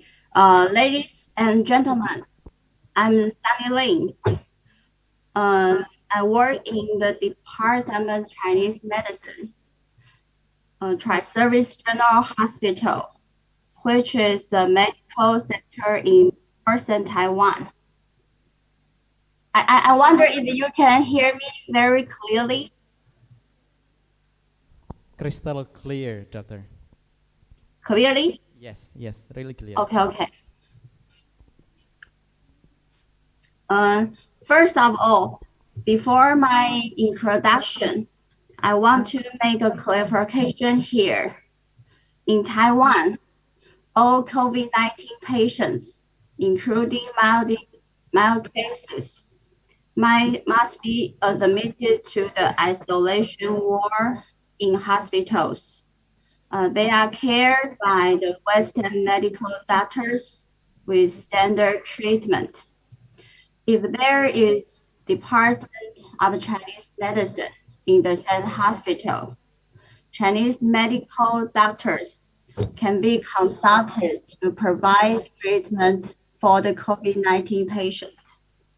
During the time of our study is in the last year, the patient were allowed to be discharged only after receiving 3 consecutive negative polymerase chain reaction PCR test result for SARS-CoV.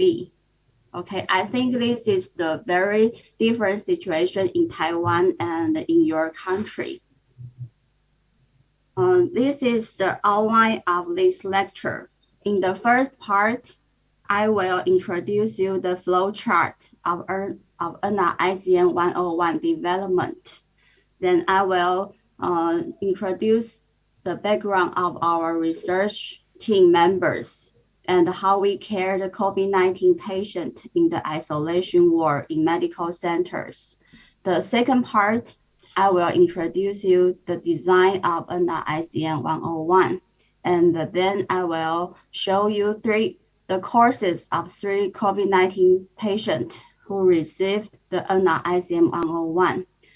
Then I will show you the comparison of the effects of receiving hydroxychloroquine and the ICM 101 of the 35 patients.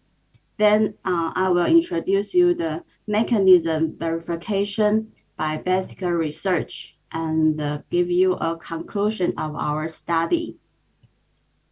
First, I will tell you the flow chart of the ICM 101 development. It is how this formula is developed. Last year, in January, the director of the National Research Institute of Chinese Medicine, he drafted the Chinese medical clinical guideline for COVID-19. Then in April, the cooperative treatment of Chinese and Western medicine for COVID-19 patients was initiated in 3 medical centers, include the hospital I'm working with, the Tri-Service General Hospital. And because of obvious improvement was observed in COVID-19 patients, the basic research verification was started by the principal investigators of ICM, which will include the quality control of this formula and its effects of antivirus and the immune regulation effects. Based on this evidence by by this research. On May the 6th, the guideline was confirmed by the expert meeting held by our country's Ministry of Health Welfare. And then later in August, the formula NRICN was authorized to the pharmaceutical factories with good quality control and the mass production ability. Until now, 7 pharmaceutical factories were authorized to produce NRICN 101. Okay, this is the National Research Institute of Chinese Medicine, which is the leading institute of Chinese medicine research in Taiwan. This is Tri-Service General Hospital, where I'm working, and is a medical center in northern Taiwan. Okay, the NRICN 101 is developed by bedside to bench research model. This means that we first observe its effects on the clinical practice. We can observe the effectiveness on the patient. Then we do its bench.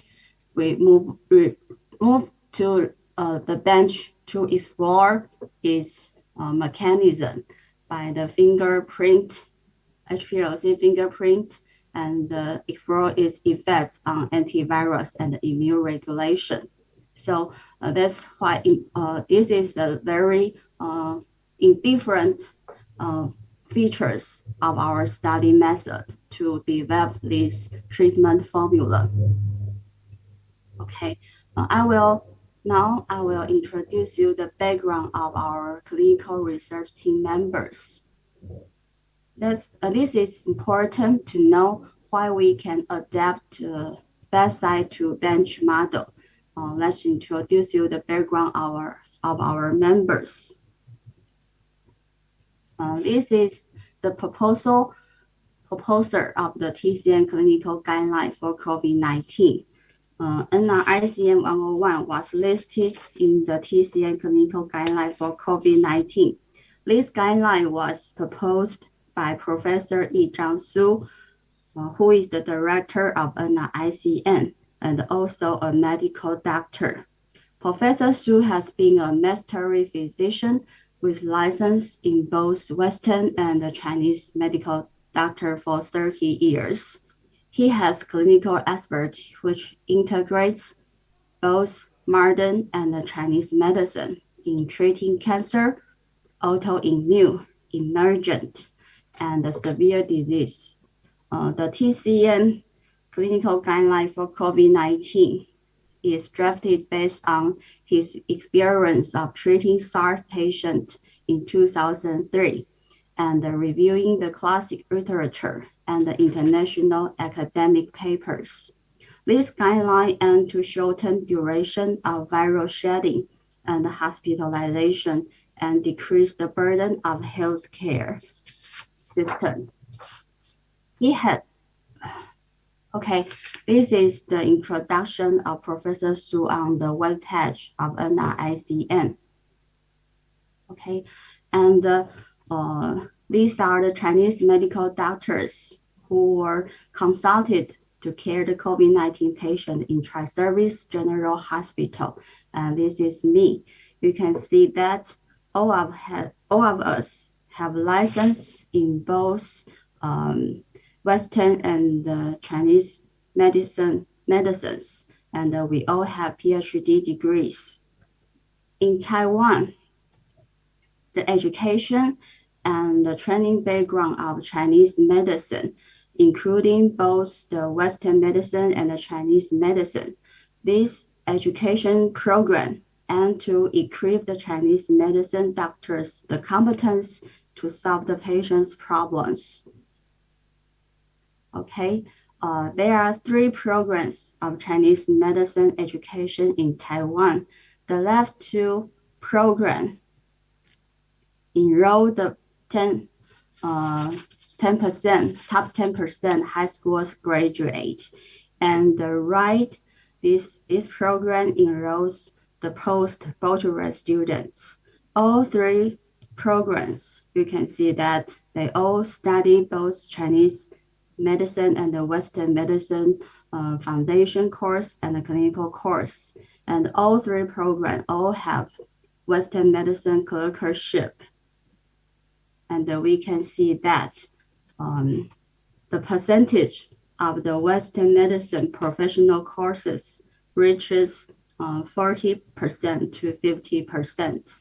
It means that the Chinese medical doctor in Taiwan, they have both the Chinese medicine and the Western medical professional knowledges. That's why we can communicate with the Western medical doctors more easily. Okay, in the second part, I will introduce you the care of the COVID-19 patient in isolation ward.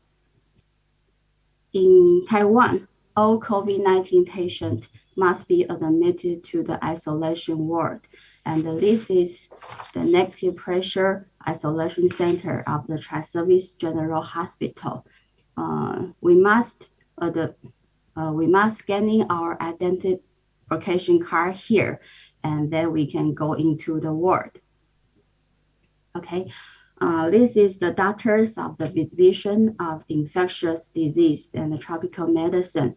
They are responsible for the care of the COVID-19 patient.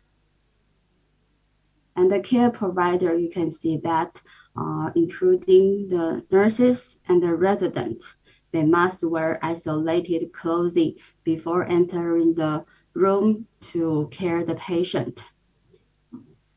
It will take about 20 to 40 minutes to wear the isolated clothing.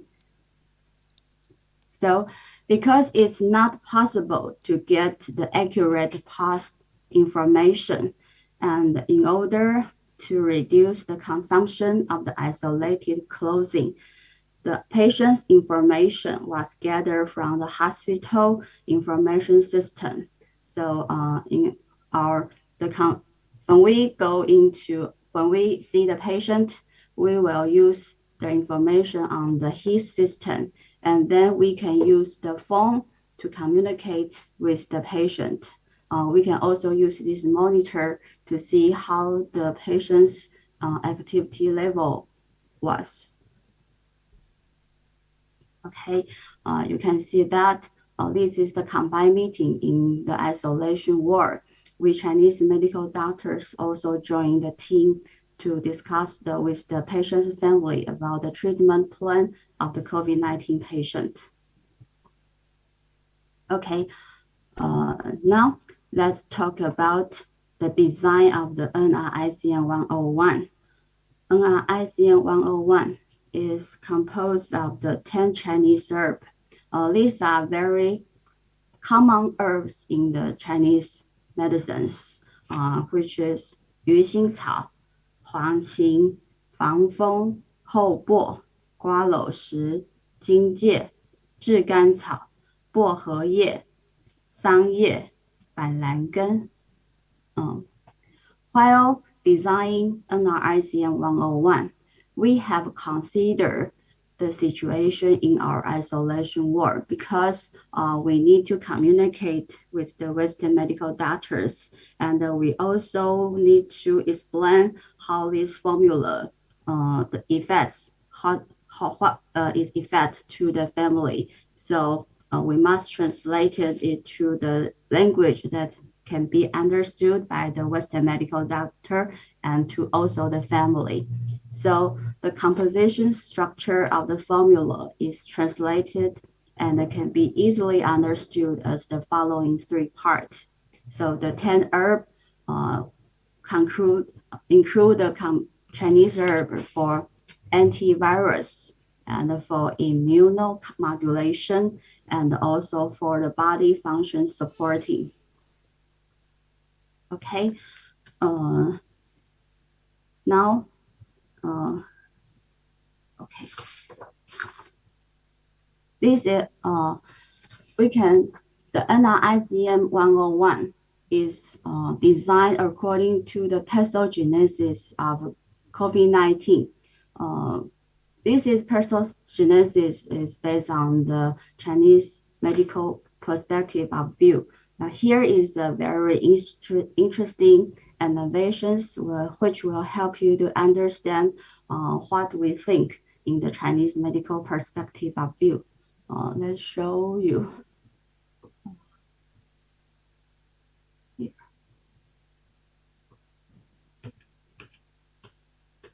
Oh, sorry.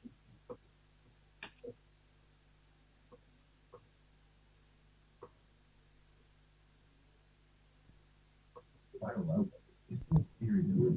Doctor, what should we do? Dr. Lin, you'd like to share it by yourself? Hello, everyone. Welcome to the TCN. Today, I'm going to introduce you to the coronavirus. This epidemic, once known as among media, COVID-19 by the World Health Organization. So serious. Doctor, what should we do? Hello, everyone. Welcome to the TCN. Today, I'm going to introduce you to the coronavirus. This epidemic, what's known as Wuhan among media, COVID-19 by the World Health Organization. It is an infectious disease caused by a single coronavirus and infects people of all ages. Hello, I want to make sure if you can see the innovation. Yeah, we can see the video, but we couldn't hear it clearly. Okay. Okay.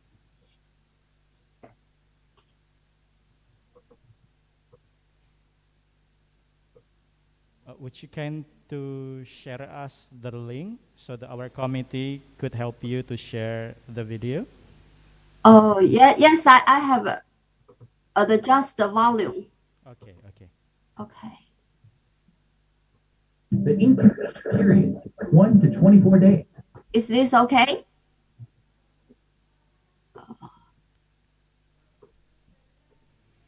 Still inaudible, Dr. Lin. Mostly around fever, fatigue, and dry cough are the main symptoms. However, some people do not show any symptoms. A small number of patients may develop severe complications or even die.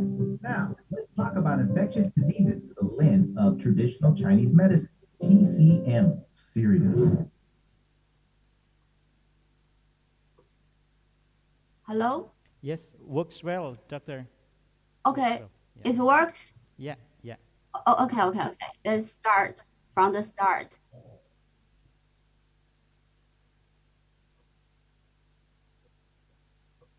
Doctor, what should we do? Hello, everyone. Welcome to the TCN. Today, I'm going to introduce you to the coronavirus.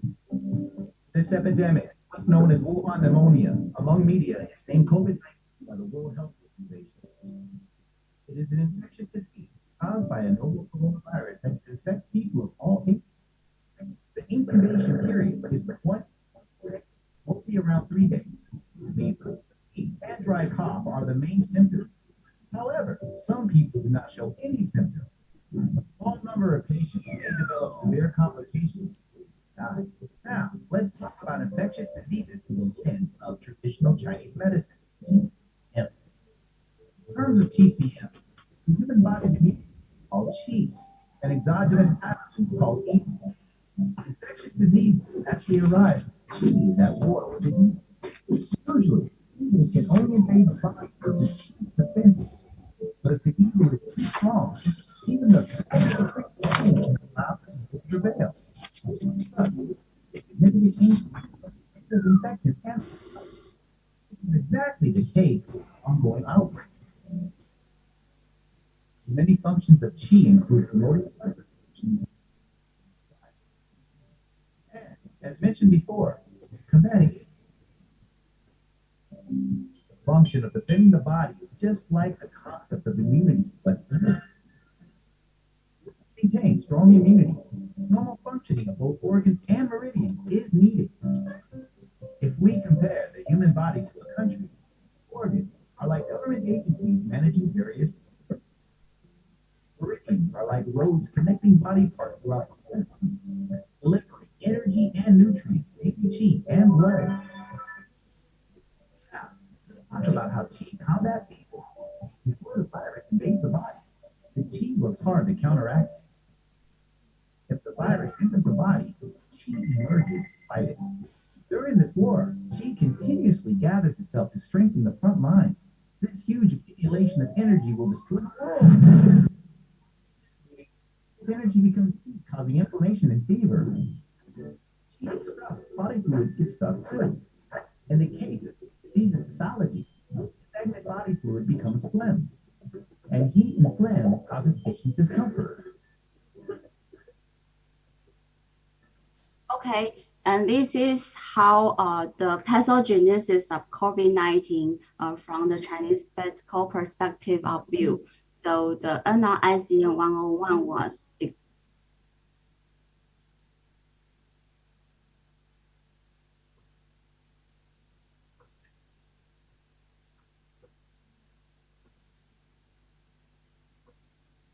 okay.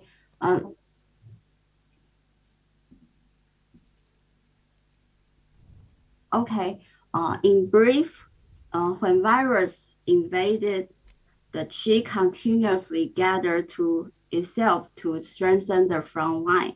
This energy becomes heat and causes inflammation and the fever. And the heat and the phlegm accumulated in the lung, which will cause patients discomfort. So we can see the 10 herbs, how we apply them to solve the patient's discomfort. These herbs are used to clear the heat, which will decrease the inflammation and the fever. And these herbs, which are used to eliminate the accumulate pathological products. Even though body constitution is emphasized in decision-making of Chinese medicine, it was not considered while designing NRICM 101 because the pathogenicity and the virulence of SARS-CoV is very strong. So these 10 herbs, we will cook them into the soup and give them to the patient. We can see that a full set of the 10 herbs and 1,000 cc of water are placed in a boiler, boiled and simmered for the decoction to reduce to 300 cc. This is the daily dose for a patient. Each 100 cc of decoction is to be administered to 3 times per day. It will be administered to the patient 30 minutes after a meal. Okay, so now we have shown the development chart of the ICM 101 and the environment, how we treat our the patient was admitted at the care, and how we design the ICM 101. Now let's see the 3 course of 3 COVID-19 patient cases who received ICM 101. Okay, the 3 patients, 2 are a couple. They went to Denmark to see their daughters, and 1 is a young man who is 31 years old, and he is an obese man. His BMI was 40 or 40. Okay, this is the first patient. He is a 70-year-old male who has hypertension. He went to Denmark to see his daughter, and he went back to Taiwan last year. We can see that he started to present fever and muscle soreness on March 20th, and he was admitted to our hospital. You can see that the deprecating with the acetaminophen and the hydroxychloroquine and this thing, which is erythromycin, was prescribed according to the treatment guideline that time in Taiwan. So we can see that the fever persisted and the disease still progress. And on day 11, fever up to 40.1 Celsius. So he was transferred to the intensive care unit of the isolation ward. So patient was on critical you can see here. So because the Chinese medicine NR-ICM-101 can be used until next April. So the patient started to take the NR-ICM-101 for the April 6th evening. This is on day 18. So he started to take Chinese medicine here, and we can see that his fever, the blue line is the body temperature. His body temperature decreased, obviously, compared to the previous pattern. You can see here. And then he didn't need to use the depretin, and also he didn't need to use the oxygen supply here. Okay, and then on day 23 and 25 and the 26, his throat swab and the sputum was sent to do the PCR test or PCR for SARS-CoV-2, and all show negative result. So this man was discharged on day 28. Okay, and the second patient is this man's wife. She also went to Denmark, and when he came back to Taiwan, she first was quarantined in her home, but she started to have a fever on March 30th. So he was also admitted to our hospital. But because of her heart condition, this woman has myocardial breach and hyperlipidemia, and he suffered from dyspnea in his daily life. And otherwise, he also has other comorbidities. So he was directly admitted to the isolation intensive care unit of the isolation ward. So you can see that this woman, he uncritical immediately after his admission. And also the depretin, the acetaminophen was prescribed, and also the erythromycin hydroxychloroquine was prescribed for antivirus purpose. But you can see this herb was stopped because this herb will let this female have chest tightness, and she feel very uncomfortable. And the drug stopped for 1 day and try to use again, but the chest tightness appear again, and also arrhythmia happens. So this woman can't take these two drugs. But then from the day 8, this woman started to take NR-ICM-101.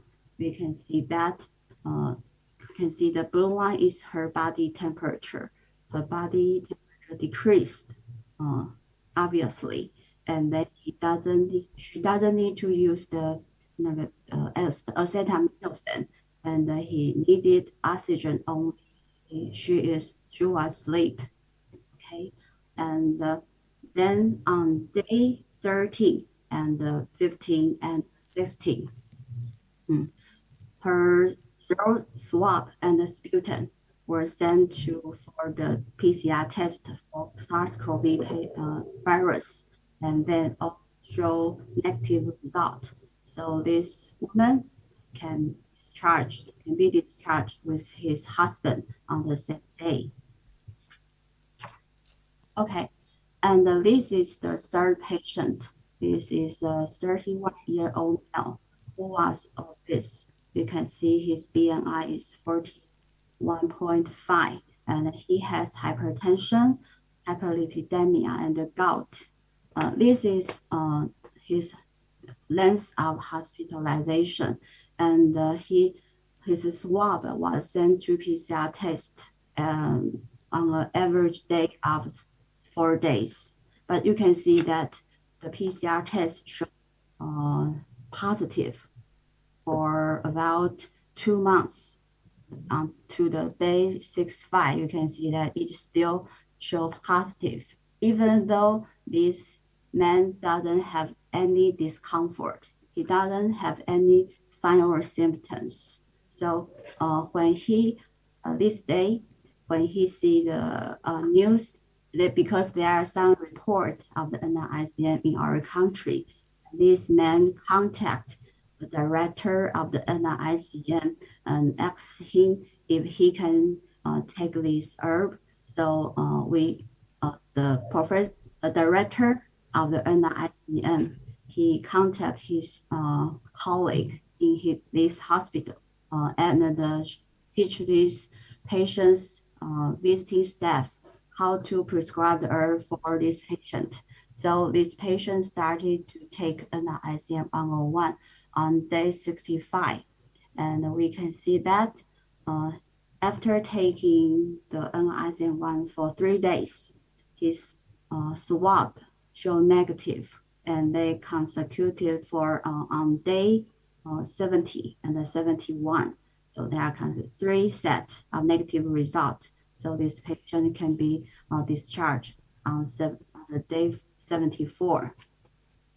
Okay, so these are the course of 3 COVID-19 patients. And now let's show you the comparison of the effects of receiving hydroxychloroquine and NICM 101. Because there are limited COVID-19 patients in Taiwan, we can only observe 35 patients in 2 medical centers which are involved in this study. We can see that among these 35 patients, 26 received only hydroxychloroquine, and 1 patient received only NICM 101, and the other 12 patients who received NICM 101 after hydroxychloroquine. This means that these 12 patients, they receive hydroxychloroquine first, but their virus test shows still positive. So, and then when the NICM 101 can be used, they started to receive NICM 101. So that's the treatment timeline. Okay, and there are 9 patients who receive only symptomatic treatment. We assuming that the NICM 101 is effective, so we test the efficacy of the hydroxychloroquine. Okay, we can see that there are 2 groups: the patient who receive hydroxychloroquine and not receive hydroxychloroquine. We can see that there is no significant of their days from the admission to 3 consecutive negative result. So with this, based on this result, we can under the result that hydroxychloroquine might be effective for COVID-19. The clinical manifestation of hydroxychloroquine treatment can be regarded as the natural course. So we do the test to see that this is the patient, their days from their taking the NICM to their discharge days. And this group, they don't take the NICM. We can see that the admission days from using NICM 101 to 3 consecutive negative results, the median day is 9 days. Okay, then we further examine the impact factor of the admission days to 3 consecutive negative PCR results, and found that the odds ratio of NICM 101 is 57.15, which is higher than that of the hydroxychloroquine. Okay, then because this obvious effectiveness was observed on the patients, So the NR-ICM-101 was sent to the NR-ICM to do the mechanism verification by the PI here using the basic research method. So we can see that this is the best side to prove its clinical effective first. Then we explore it by basic research verification, which includes 3 parts. The first of all is the most important that to prove its quality by HPLC fingerprint, and the other is to explore its antivirus and the immune regulation effects. So this high performance liquid chromatography HPLC fingerprint analysis of NR-ICM is 10 constituent herbs were conducted for quality control. We can see that the peak is very uniform using different herb.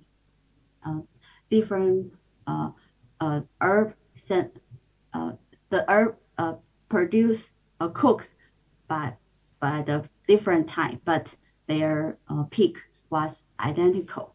Okay, and we to explore its antivirus effects, which include the ACE2 and the spike protein interaction assay, and also 3 protease activity assay and the anti-SARS-CoV assay. Okay, this interaction assay is to test the effects of the NR-ICM before this want to see its effects before the virus enter the human body. Okay, this 3 protease is will work in the human body, and this see the effects on the virus growth. Okay, this is the first study. We can see that the NR-ICM-101, it can inhibit the ACE2 binding to the spike protein binding to the ACE receptor. Okay, and you can see that it inhibits this binding with dose-dependent effects. Okay, and we do the 3 protease activity assay. You can see that the NR-ICM can inhibit the function of SARS-CoV-2 3 protease, also with the dose-dependent effects. And now we test in the P3 lab about the anti-SARS-CoV effects. We use the infection immunofluorescence assay and the plaque reduction neutralizing test. We can see that there is no green light. It means the virus is dead.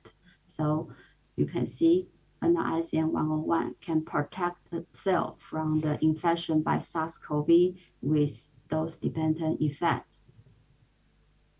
Okay, and overall, the next we do the anti-cytokine storm assay and find that the NR-ICM-101 can inhibit the interleukin-6 secretion and also the TNF-alpha secretion, which inhibit the cytokine storm. Okay, so we have a conclusion here. Combine the result of the baseline and the bench research, NR-ICM-101 presents a multi-targeting, potentially safe and efficacious drug candidate for treating COVID-19. You can see here, this is the SARS-CoV, this is the human cell, this is the NR-ICM-101. Before the virus enters the human cell, the NR-ICM-101 can inhibit the spike protein of the SARS-CoV to combine the ACE2 receptor. This is the one targeting here. And if the virus enters the human cell, it infection, then the NICM 101 can inhibit the 3-0 protease. This is also will make the virus can survive in the human cell. Also, the NICM 101 can inhibit the secretion of IL-6 and the TNF-alpha from the macrophage, and this will prevent the cytokine storm. So this is the publication of our study, and the more details you can find on these articles. Okay, this is the above is our introduction of how we developed the NICM 101 and how it was applied to the COVID-19 patient and how their core disease course and their effects was also explored. And hope that you can understand this drug and knew it more. Thank you very much. Thank you very much, dear Dr. Sunny Lin, for Yes. the very comprehensive presentation and brief explanation about the history, development, and positive result of NRICM 101. Yes. So we have one question in our chat box. Question from Pius Selasa, Indonesia.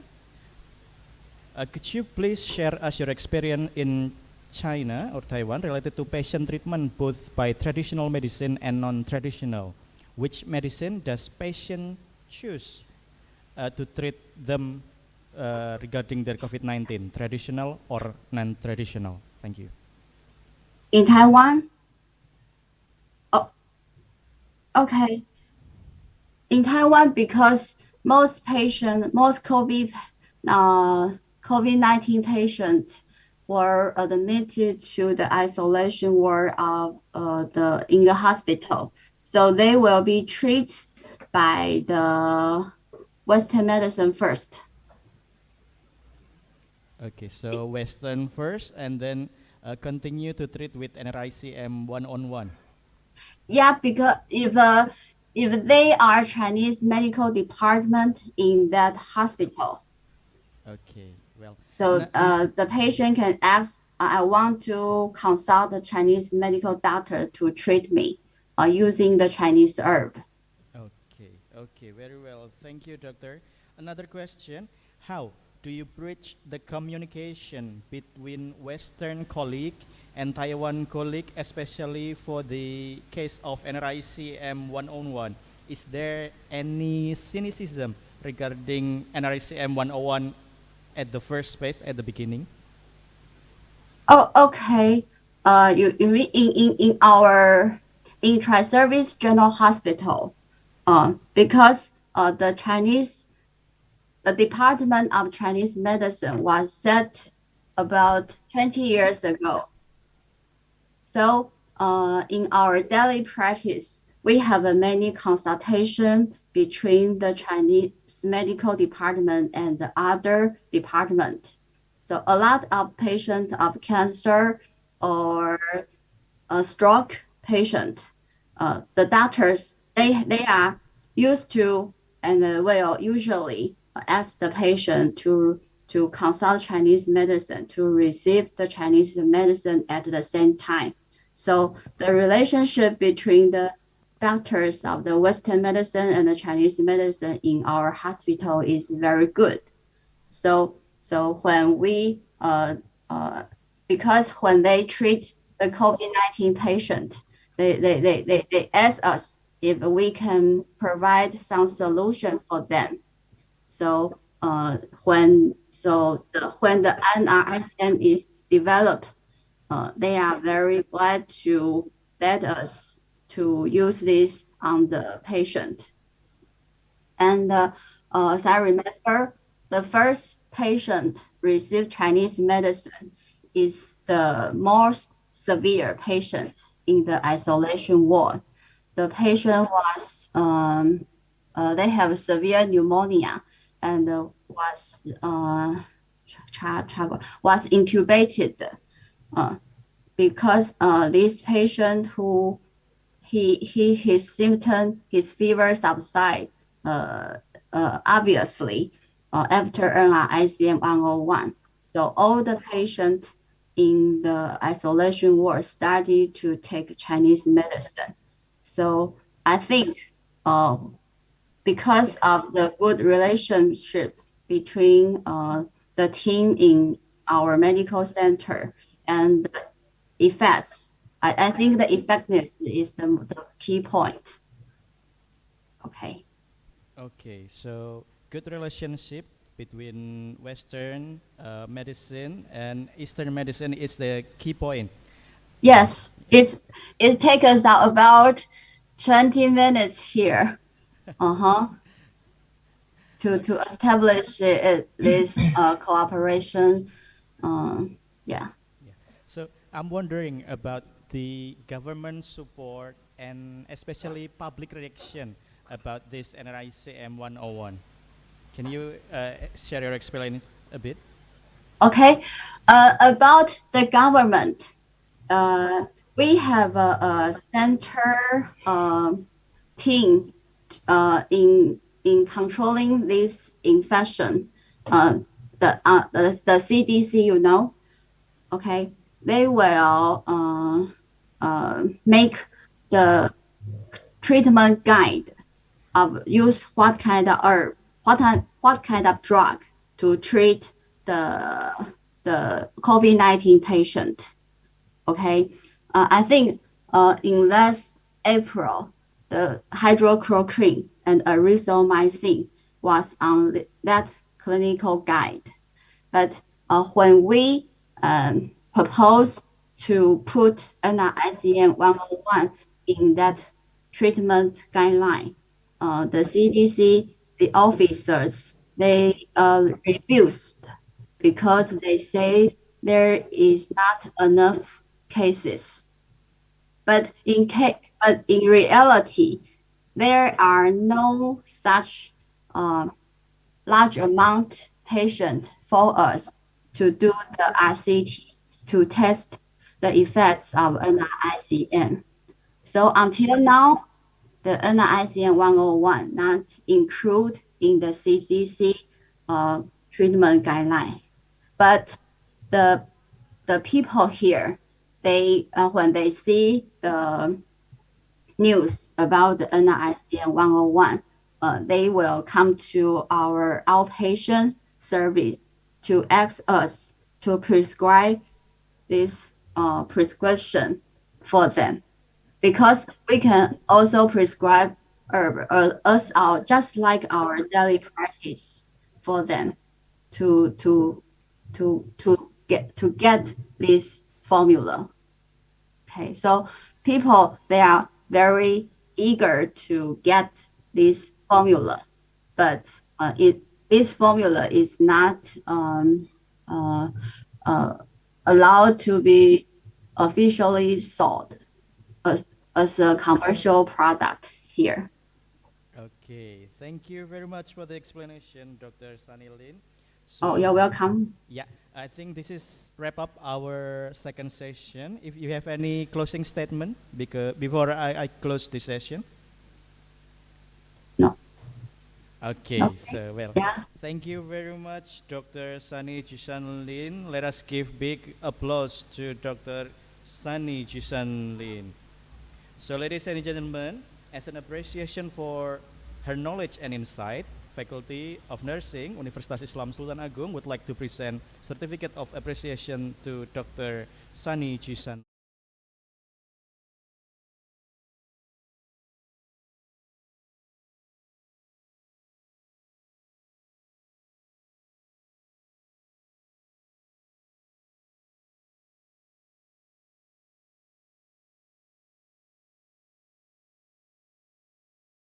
Much, Dr. Sunny Lin. It's a good time to have you in this seminar.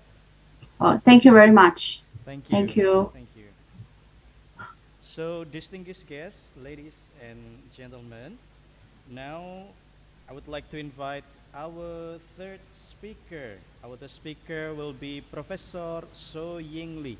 I will read her profile. She attained her PhD degree from National Taipei University of Nursing and Health, and she attained her adjunct associate professor from National Defense Medical School. Currently, she works as nursing director at Changshin General Hospital. She's also a president of a Taiwan Nursing Informatics Association since 2016 until 2021, and lately she is appointed as the co-chair of IMIANI, or International Medicine Informatics Association and Nursing Informatics. I'd like to greet Professor So Ying Lee. They already joined with us. Okay. Yeah. How are you, Professor? Good morning. Thank you for our meeting host, your introduction. And also thank you to our conference committee, your invitation. And actually, I was invited by one of my PhD students, Harrison Saito, who studied in Taipei University. And I think probably he was very impressive in one of the visiting to my hospital. And we show some we have done here in technology care. So I think he wanna share here's we have done to some Indonesia people. So I'm glad to have this chance to share something we do here for you. Can you see the slide? Not yet. Not yet? Yeah. Hmm?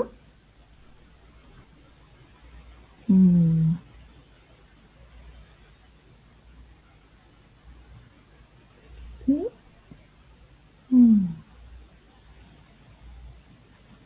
So you can see the slide. How about that?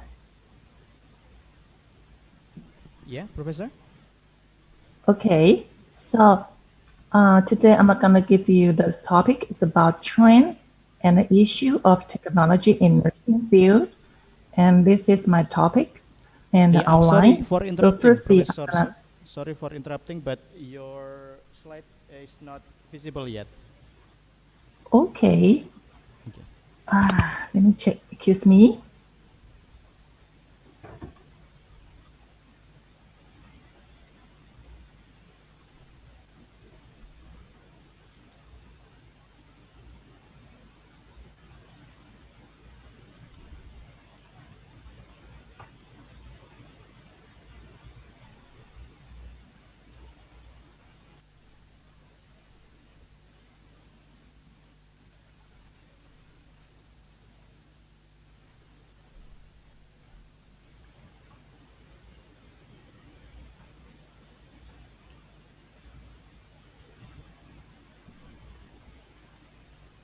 Is that okay?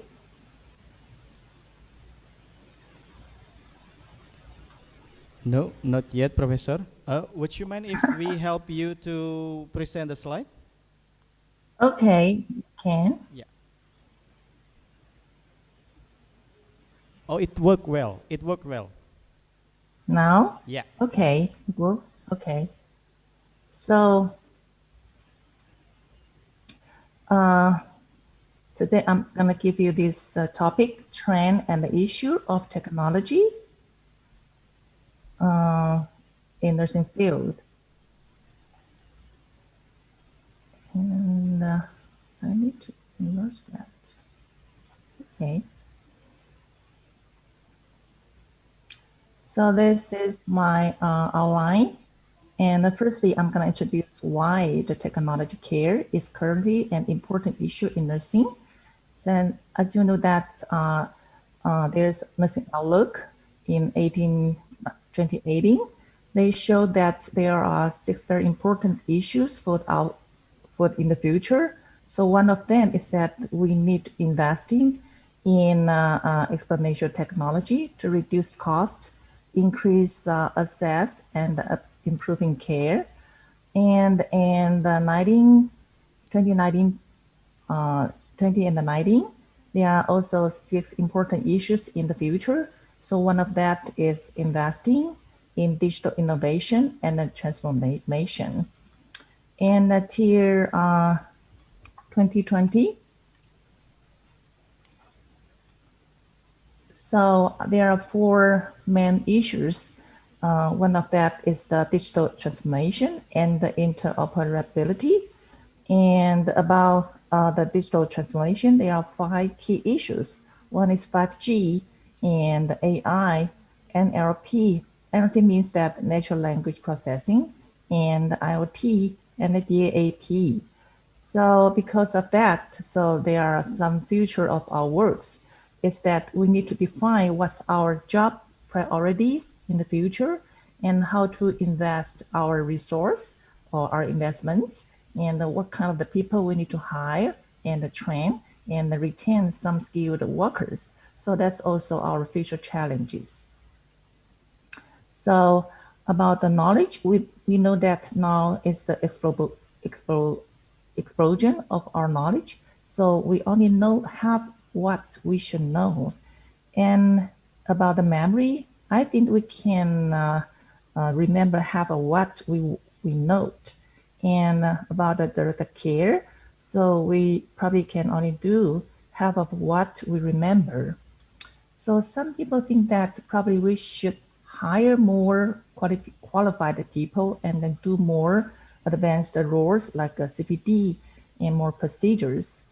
And the communication, probably we think that we should do more communication, hire more staff, and then the direct care, we should study hard or smarter.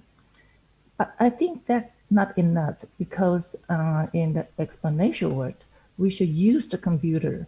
We should use our information system to do some clinical decision support to help the medical staff in the clinical site. And we should use the computer to do some reminders or do some alerts and help us to do some, efficiently decision making. And then we can even use the robot or use some paper to do some barcode scanning, do some tracking systems to help us to do some direct care.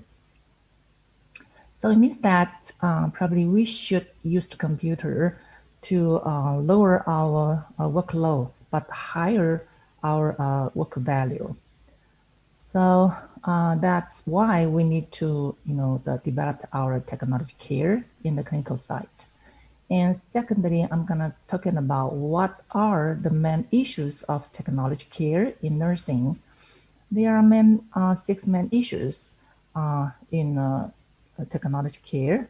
So one is EMR, so-called electronic medicine.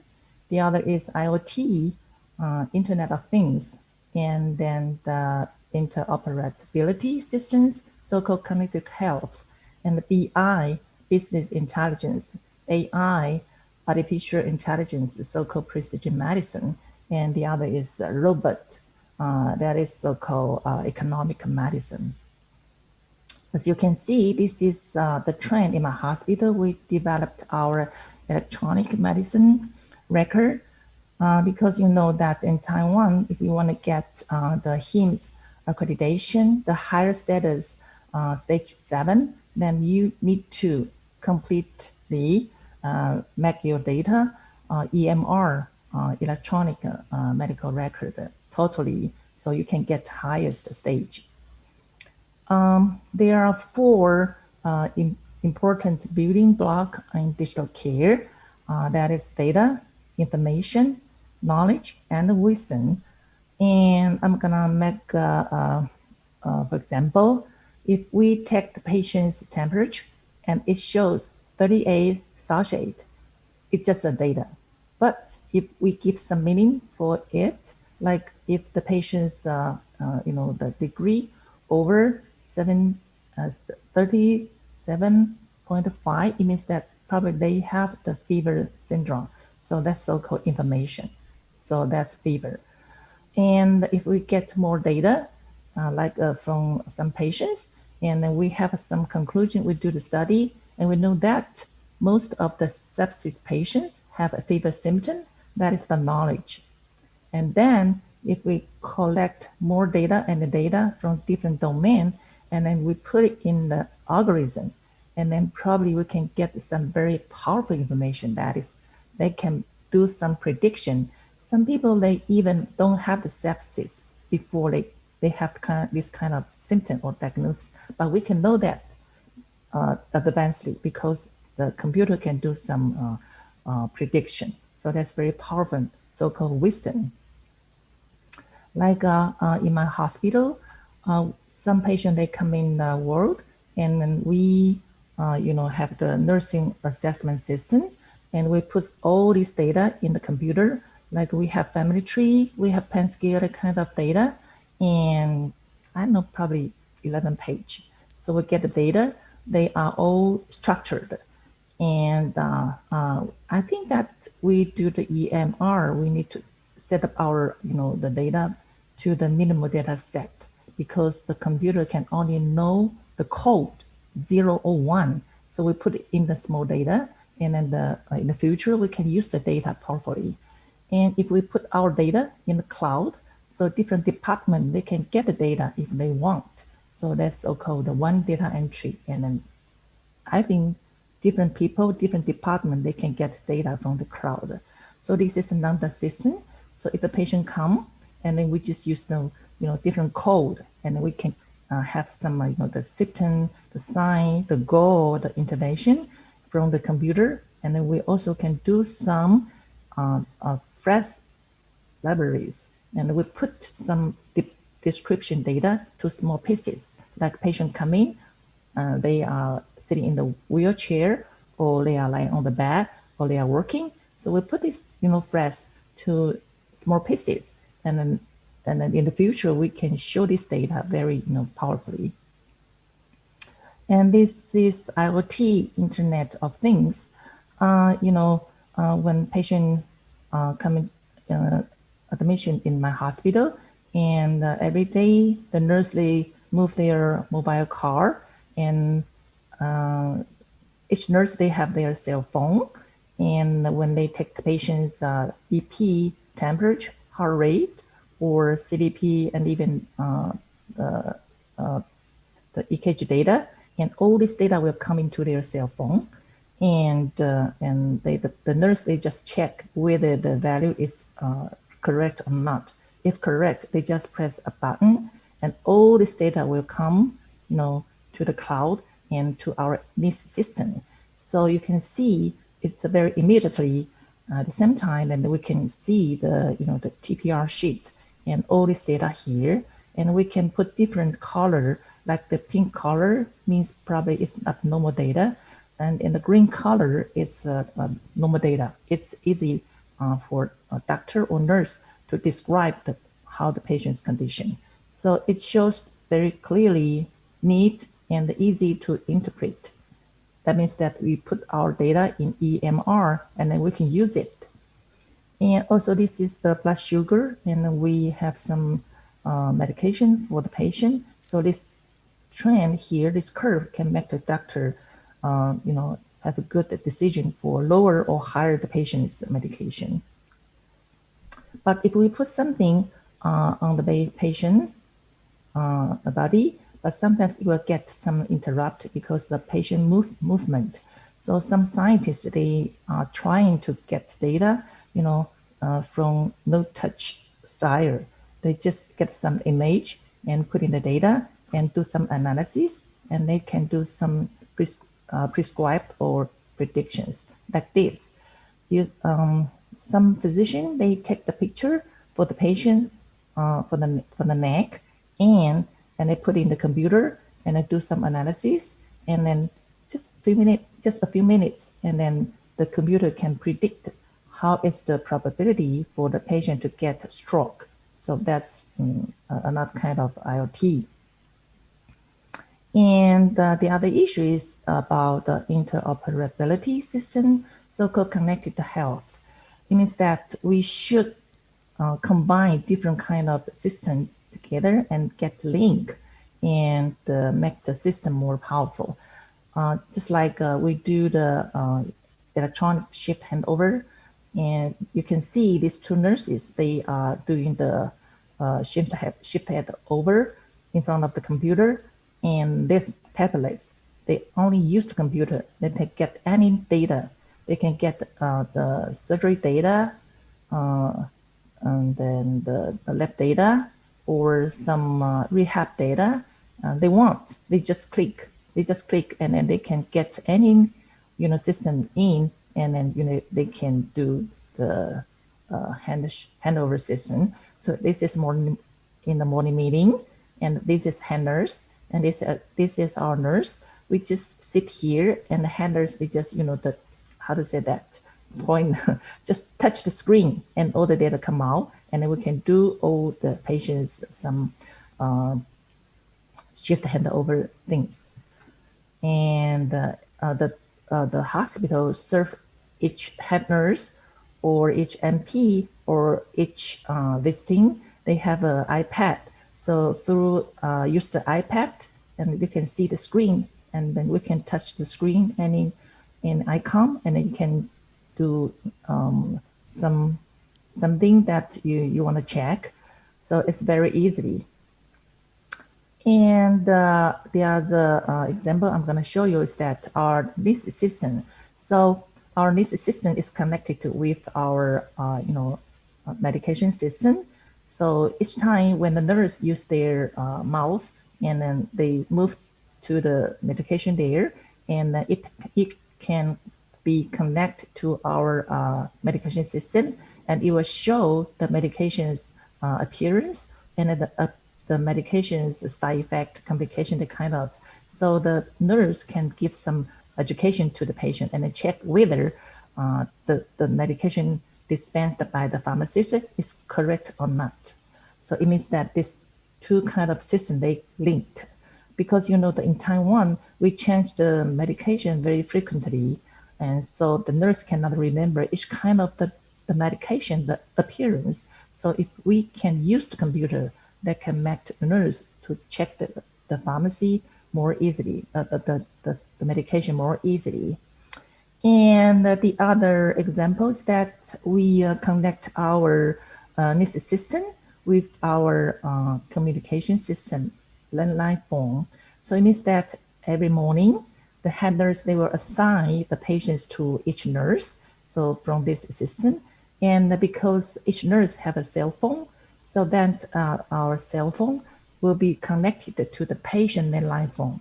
So if that's so, the patient, if they want to reach their primary nurse, they just press one key, and then the nurse will get the information from our patient. They can do the communication. So it's more easily, and it can higher our patients' satisfaction when they admit in the hospital.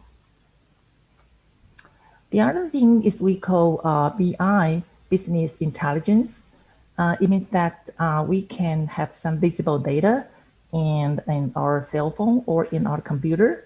So just like this. So my hospital is very famous in healthcare. So some patients, they are discharged or they are outpatient. They can use their cell phone or some device, transform their data to our remote care center. And then, this is, the paragraph.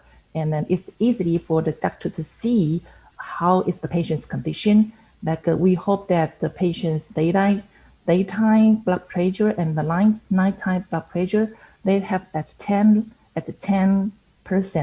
different. So if we see this data, that means that, it's good because of the patient takes some high blood pressure medicine and it gets better. So you can see here. So we just use the pie or chart or some chart to make the medical staff, they can make the more better decision. So as you can see, here's another example. So we do this visible data for our doctor or nurse, and we can make more better decision. And this is another example. This is in our CCU. So when the head nurse, she stepped in her office every morning, then he just turned on the computer and she can see this old data. How is the CCU's patient's acuity, and then how is the UTI bundles data, and how is the patient's rehabilitation condition here. So it can make the head nurse or the doctor make more better decision. Now I'm gonna talking about the AI, artificial intelligence, so-called precision medicine. So it's time to put your data to work to make decisions efficiently and help improve care and outcomes using data science and predictively and analytics. So I'm gonna give an example. This is a IT company, and they do a 18-month project, and they use 41,000 patient data, infections patient cases data, and then use 165 biomarkers to do algorithm. And from the algorithm, we can predict, the patient whether they get infection before they get infection, 48 hours. They can get the prediction, and the accuracy is 0.5. 85. It's good. It's not bad. It's good. So it means that sometimes I know that if we want to send our soldiers, to the better or not, because if we know that probably they have the risk to get infected, and then so we don't send them to that. So that's very good, the prediction model. The other is that 30% patients we cannot predict whether they have a seizure. So that's a problem. So if they got a seizure, if they are just spiking or they are, taking the airplane, it must be very risky for them. So some scientists think that we can use their EEG data and then do some algorithm and then make some, prediction. So that's a very successful model. So this model can predict the occurrence of the seizure up to 1 hour before onset, and then have a 99.6% accuracy. So it means that if we have this IoT on our patients, and then we can get patients EEG, and then do some cloud computing, and then send back to the patient. Probably you have some risk, later you will have seizure condition. So that's very powerful for our patient care. The other is that we use the retina, the image like this, and then we do some analysis, we do some algorithm, because we get the big data, and then we can predict whether you have strokes or heart disease and even the dementia in the future. So that's now some scientists, they do this kind of research. And the last one is the robot. As I know that 4 years ago, I joined a meeting, and in the conference meeting there, they put a lot of robot, because I think that the first year they started to develop the robot to help the medical staff, something. So you can see this robot can help the pharmacist to dispense the medication 24 hours, 7 days, 365 a year. So no need to take rest. And this is a robot that can, deliver something for the hospital. They can do blood drawing and do some surgery, robot surgery, do some sterilized things, and do some education. So this is a smart care hospitals shows. And now I'm going to talking about what are the challenges for facing the development of technology care in nursing. I think there are something we need to pay attention, that if you want to invest in the digital care, then you have to we need to think about that. The first thing is that whether the mindset changed with the leader. I think that's very important. If our leader have that mindset, then our team group will follow him to do that. And the second thing is that how is the IT budget invested in healthcare systems? Yes, some people said that no money, no gain. Said you need to invest your money into the IT care. Otherwise, I think it's hard to develop your technology care in your hospital. And as I know that some hospitals, they suggest at least 20% of your budget. That's very important things.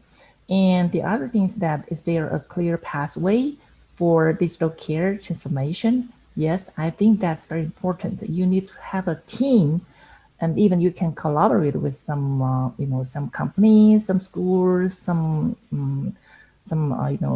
expertise with them to develop your technology care. I think that team is very important. Different domain expertise join this. And the last things that I'm gonna talking about that nursing talents in informatics prepared is very important. In Taiwan, I'm gonna show you some how we, nursing our nurses here. So this is experience below I'm gonna tell you. In Taiwan, we have our informatics specialist training for already 4 years. And now we have a primary IMS certification for that. And now we have 316 people, nurses got that. And if you want to own that, then you have to have a bachelor degree, and then you have to practice as a registered nurse full-time for 2 years.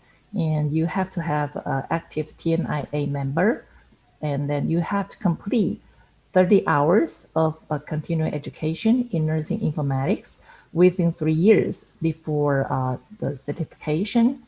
And then before you get certification, and then before you complete your 30 hours training, then you have to take a test and by exam. So if you pass that, and then we will issue that certification.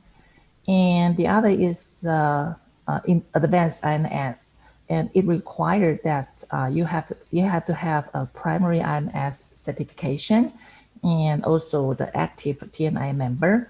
And then the third, you have to have a practice a minimum of 1,600 hours in informatics nursing training in the last 2 years.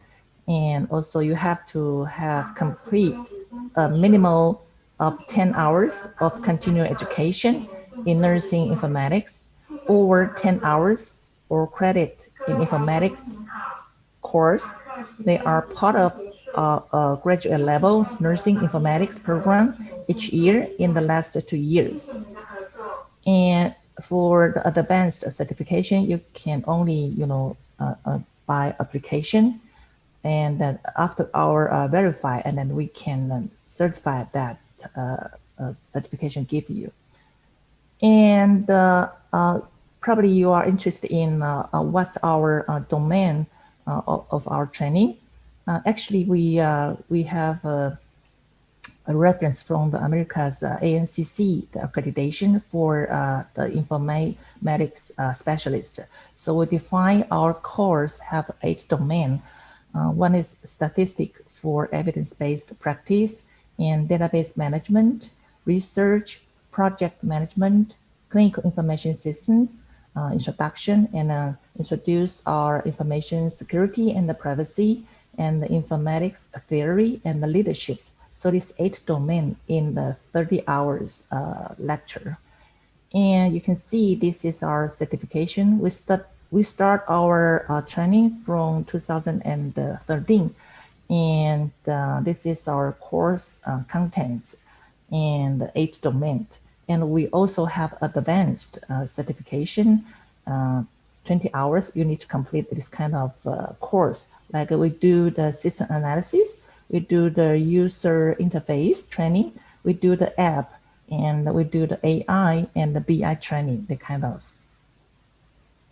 And about the specialists in our hospital, what kind of the job they do, like they do assess and analyze healthcare technology needs, and they do designing assistance technology, and then they do the test assistance technology after we design that, and they do implementing the technology.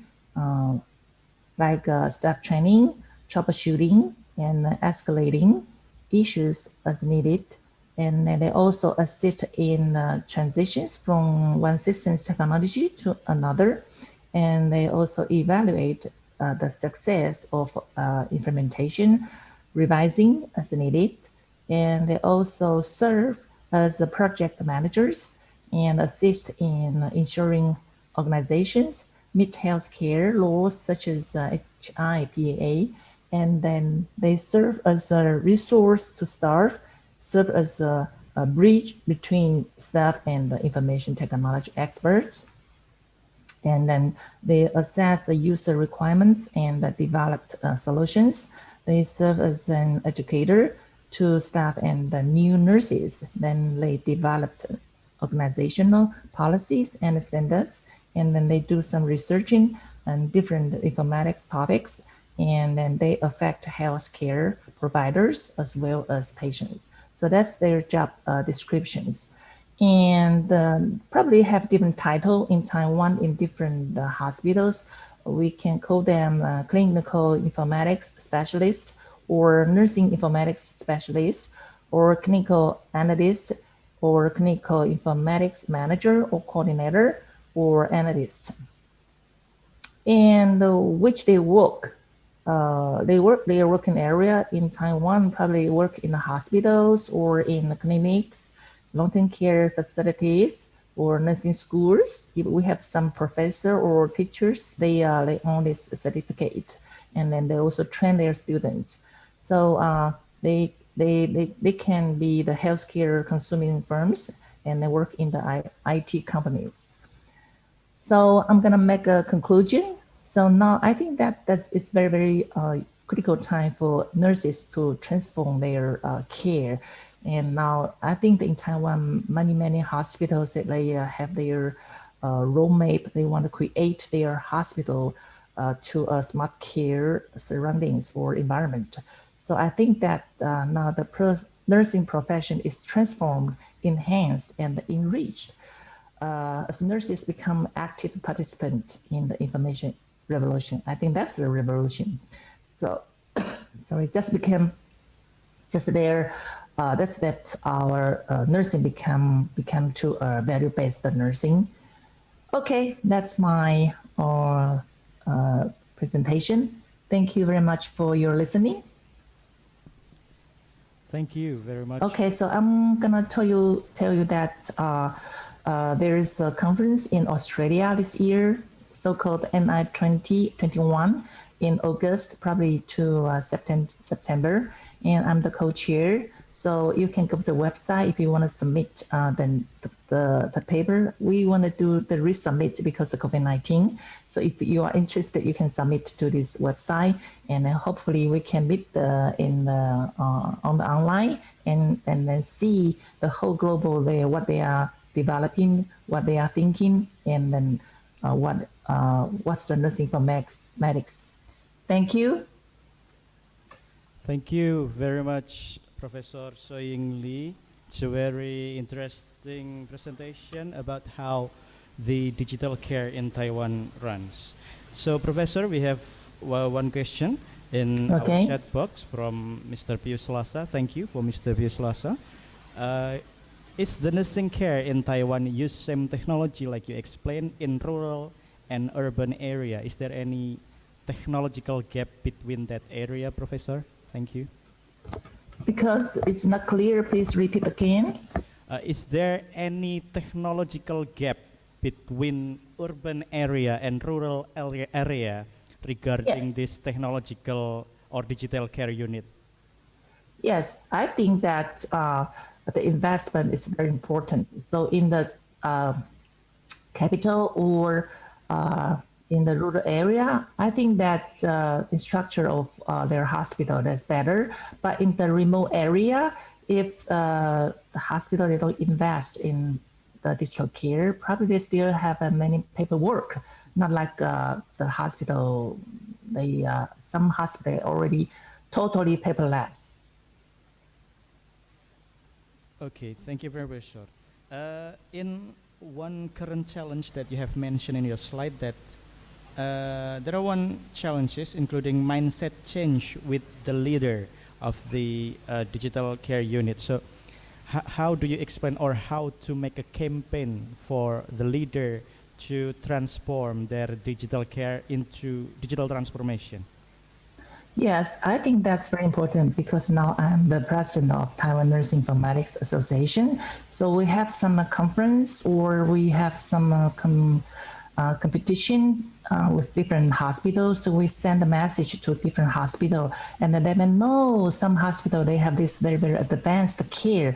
And then probably they can disseminate this kind of concept to their hospital president or the leader and let them know if they don't catch up, probably, the nurses, they will not choose your hospital.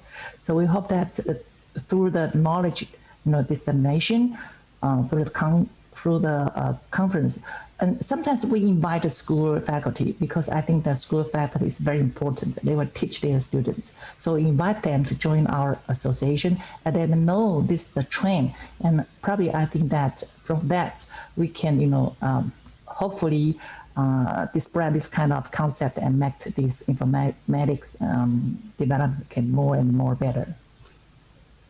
Thank you, Professor.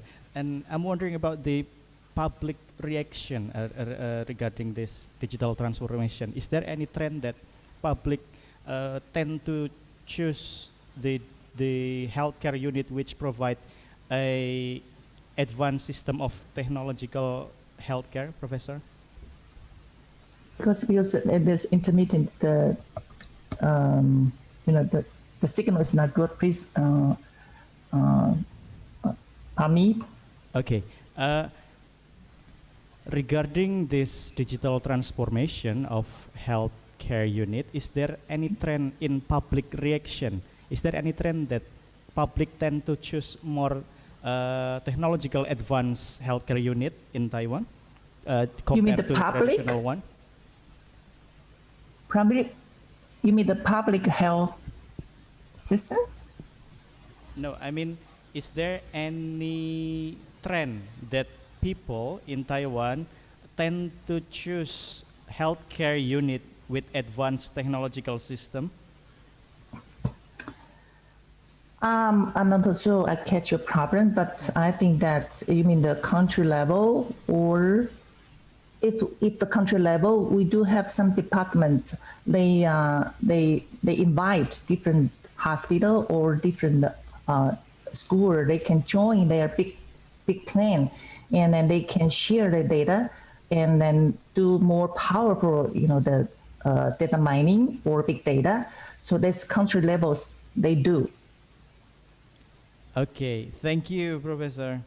So, thank you. Before we close this session, is there any closing statement from you, Professor So Ying Lee?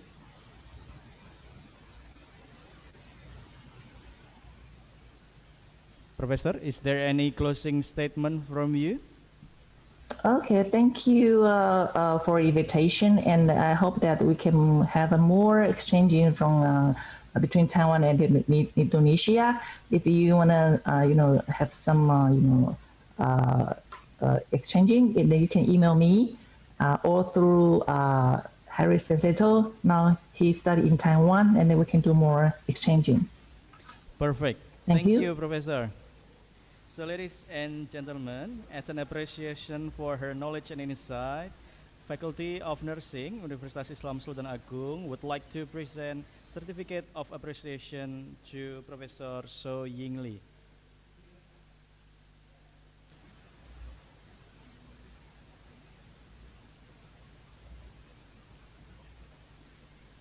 Thank you. Yeah, can you show the certificate?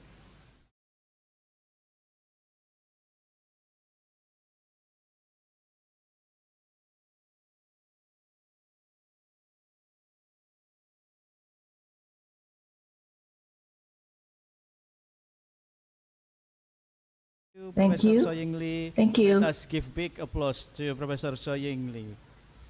Thank you. Dear participants, ladies and gentlemen, this is the end of our plenary session. Now we will proceed to our panel discussion along with our three panelists from Universitas Islam Sultan Agung. They will deliver their presentation for 15 minutes each.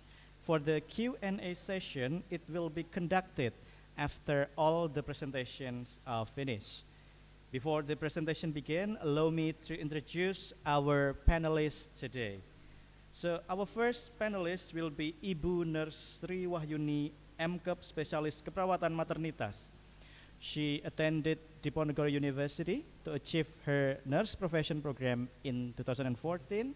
She also attended Universitas Indonesia to attain her master degree and her Spesialis Keperawatan Maternitas in 2011 and 2012. Currently, she is enrolled in Erlangga University to pursue her doctoral degree.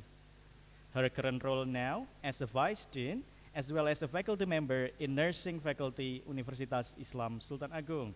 She wrote some publication, including her latest article on International Journal of Psychosocial Rehabilitation on May 2020.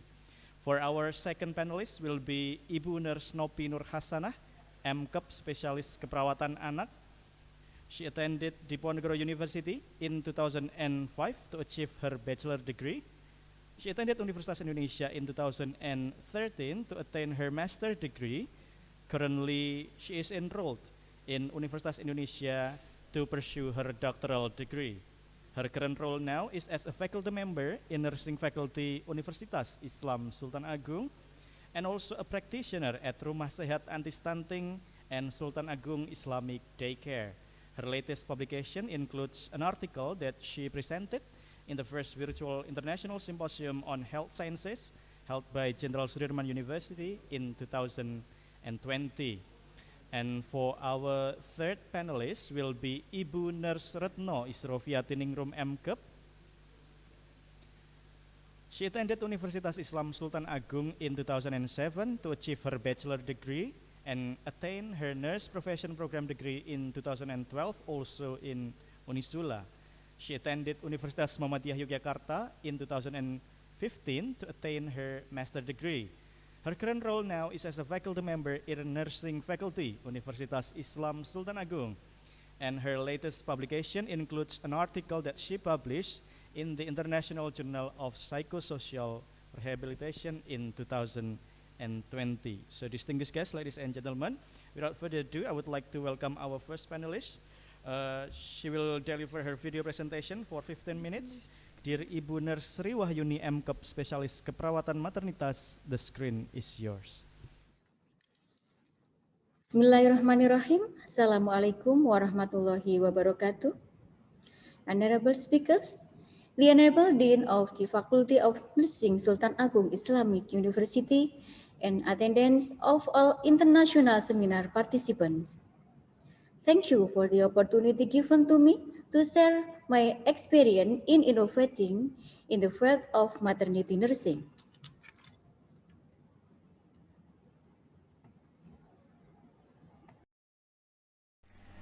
I want to share about maternity nursing practice innovation to enhance fetal maternal well-being.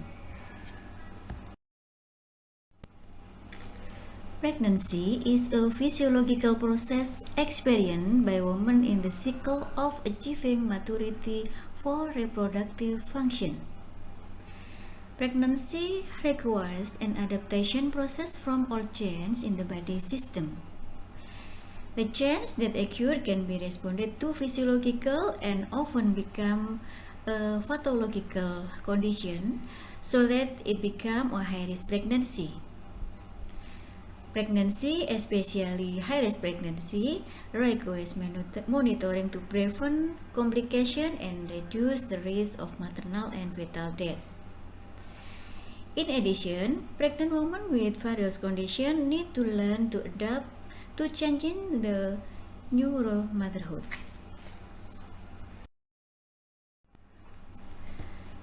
Antenatal care is categorized as meeting health standard when a pregnant woman has at least 4 visits in her pregnancy period.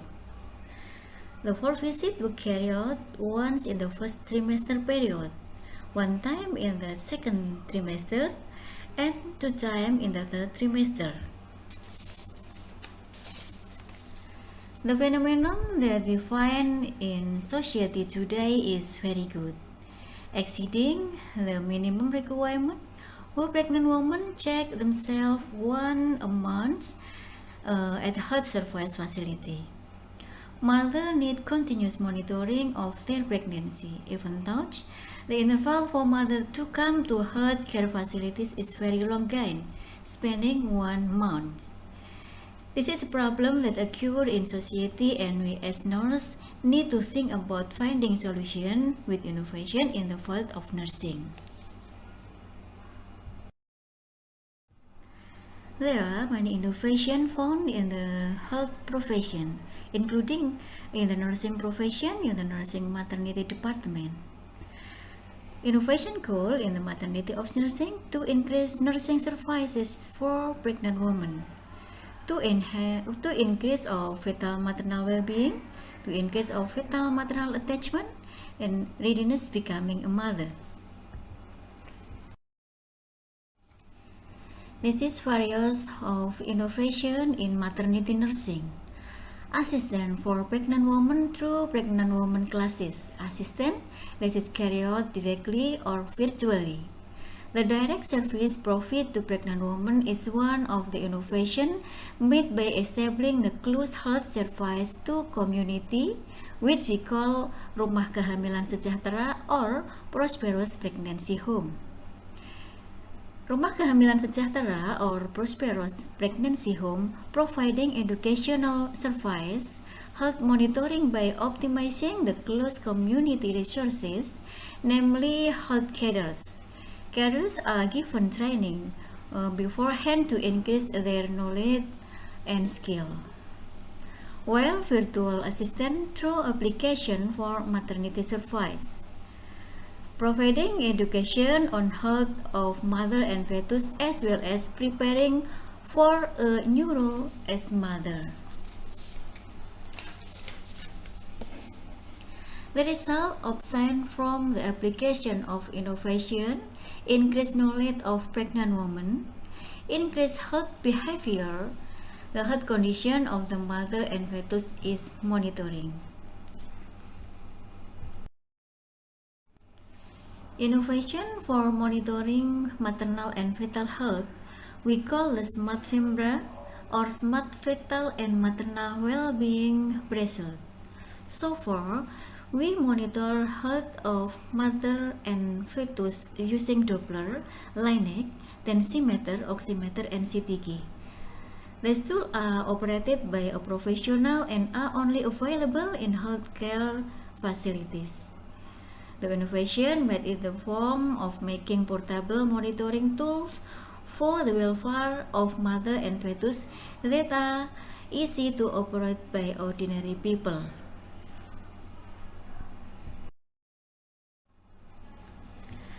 The following is design drawing of Smart FEMBRA with a portable device innovation in the form of bracelet containing a monitoring sensor.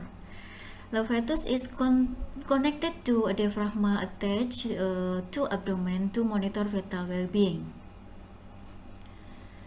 The screen shows an overview of blood pressure, pulse, temperature, oxygen saturation, fetal heart rate, and fetal movement. Smart FEMBRA is connected to Wi-Fi, and the output of the examination result can be forwarded via a smartphone or PC. The output is also forwarded to smartphone of the nurse in charge of the patient, so that patient health condition can be monitoring properly. These innovations were developed to monitor the well-being of mother and fetus with the hope of reducing the risk of maternal and fetal or newborn mortality. So, healthy mothers who give birth to healthy babies are also everyone's hope.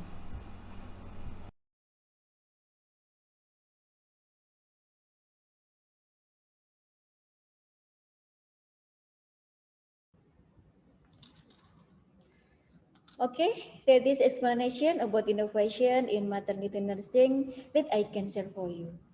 Hopefully, this is useful for all of us. Thank you for your attention. Billahi taufiq wal hidayah. Wassalamualaikum warahmatullahi wabarakatuh. Wabarakatuh. Thank you, dear Ibu Nurse Triwahyuni MKEP Spesialis Keperawatan Maternitas for the presentation. Distinguished guests, ladies and gentlemen, let us welcome our second panelist. She will deliver her presentation entitled EMAPS, a recommendation for further nursing research for 15 minutes. Dear Ibu Nurse Nopi Nur Hasanah, MKEP Spesialis Keperawatan Anak, the screen is yours. Okay, thank you for the turn to me. I'll check my voice first. Is it clear? Very audible. Crystal Okay, thank you. Okay, good morning, everyone. My name is Nopinur Hasana. Today, I'd like to talk to you about further nursing research based on technology that need to be done in pediatric nursing area, especially on stunting topic. Why stunting? Because the prevalence is currently still quite high in Indonesia, and I hope this will act as a springboard for discussion. Because of my unstable internet, I'd like to please committed to share my presentation.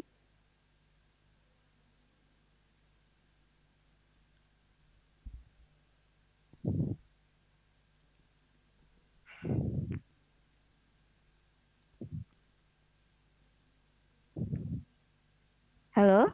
Yeah, we are preparing it. Okay, thank you. Okay, we go to the second slide.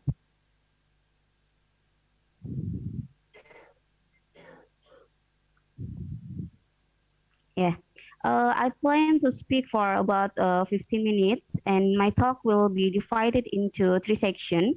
The first is the context and importance of the problem, and then second, we'll learn about Indonesian government's policy framework regarding stunting management, and then finally, I will explain the recommendation for further research.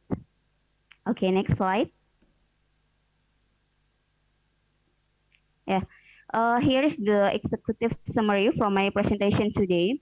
That stunting is a chronic nutritional problem that the incidence of stunting in Indonesia has the potential to cause economic losses of 2 until 3% of the total gross domestic product. That consequence will certainly endanger the survival of a country. Then the prevalence is currently still quite high in Indonesia. Policies and regulation related to stunting reduction in Indonesia are manifest in nutritional intervention, both specific and sensitive intervention. Throughout the process, this intervention effort require cross-sector cooperation, while noting that stunting is caused by multidimensional factors. Unfortunately, the current COVID-19 pandemic has forced the target of achievement of stunting reduction due to limited human resources at the primary service level and various COVID-19 presentation protocol that must be adhered to. Both are considered as a factor leading to the declining of services at the community level. The lack of human resources, which result in inadequate health services, may be one of the indirect causes of stunting. Efforts to prevent stunting can be started with an accurate database, and which will identify the risk factor for mothers who are at risk of giving birth to babies who have the potential to experience stunting. This effort can be made more effective by using Android-based application, I think. It is expected that the development of an informational system for recording the nutritional status, such as EMAPS, electronic multi-level approach to preventing stunting, can be an alternative for stunting prevention throughout a multi-level approach by involving health cadres and health professionals who are responsible for public health. The involvement of health cadres can ease the screening process since information can be obtained quickly and accurately. In addition, during a pandemic, which demands social distancing, it can help health professionals to work more safely, given that they can provide various health promotion and intervention that are closer to the target. For example, families with babies are at risk of stunting. Okay, the next slide. I'll share about the why the context and importance of the problem. The high prevalence of stunting. Okay, next slide. The high prevalence of stunting, which is intergenerational and is caused by multi factors, from the president of Indonesia to issue a target of 14% for the prevalence of stunting that must be achieved by the end of 2044. 24, I think. The target seems difficult to achieve, considering the current incidence of stunting in Indonesia is still around 27.67%. The target set by the president will be realized if the prevalence of stunting decreases by 3% each year. Therefore, it needs cooperation from all stakeholders, both governmental and non-governmental organizations. Non-government intervention as well as cross-sector cooperation can be implemented in the form of various receipts and existing policy analysis. Besides, various direct practical efforts in the community are needed to prevent stunting as well as the active role of the community itself. Aside from increasing stunting rates, such intervention is needed while noting that there is a problem of anemia in pregnant women and decreases in immunization. The problem of anemia in pregnant women and incompleteness of the immunization are predisposing factor for stunting. It is worth noting that stunting problem have serious consequences. Short-term consequences are associated with morbidity and mortality in children, and long-term and intergenerational consequences include a decrease in cognitive ability and economic productivity, as well as the problem of degenerative disease during adulthood. That consequence will certainly endanger the survival of a country. Therefore, the stunting reduction program must continue even in the current COVID-19 pandemic. Okay, next slide. Okay, then let's analyzing of the occurrence of stunting. The leading risk worldwide was fetal growth restriction, as defined being term but small for gestational age. The second biggest factor causing stunting in Asia Pacific are environmental factors, specifically poor sanitation. FGR and unimproved sanitation are the leading risk factor for stunting in developing countries. And according to Dami et al. And Pratama, the direct factor of the stunting occurrence was inadequate nutritionist food intake. Then the others are low birth weight, parents have low educational status, low income, have an infectious disease history, and the provision of breastfeeding doesn't vary. Because of these multidimensional causes, a multi-level approach was needed to reducing the burden of stunting. In short, stunting prevention is best start from minimizing key risk factors, including monitoring babies at risk of stunting, particularly in the first year of life. The babies with autumn birth but low birth weight, and the prevention is also best done before and after pregnancy to prevent the malnutrition of women and childbearing age and even in teenage girls. Okay, next slide. And here is the stunting prevention, preventing intervention. First is giving an education about growth and development stimulation. That the focus of these goals was make the parents feel confident in parenting the child. And the next intervention can provide to reduce monitoring activities and then improve cadre training, introduce food diversity and replace junk food, health promotion methods with pedagogic and innovative in order to be able to turn knowledge into behavior and actions. This is communication change behavior and establish food-based intervention. Next slide.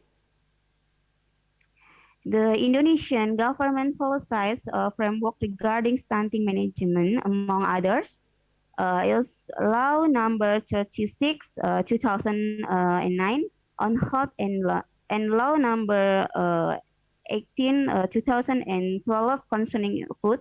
In addition, Indonesia joined the global scanning up nutrition movement in 2011. Furthermore, Presidential Regulation number 42, 2013 concerning the national movement for the acceleration of nutrition improvement, and Presidential Regulation number 17, 2015 regarding food security and nutrition are also government policies in regard to handling stunting. The most recent government policy is Presidential Regulation number 18, 2020, where the policy direction is to improve health services toward universal health coverage, especially strengthening primary health care by encouraging increased promotional and preventive efforts, supported by innovation and the use of technology. Okay, next slide.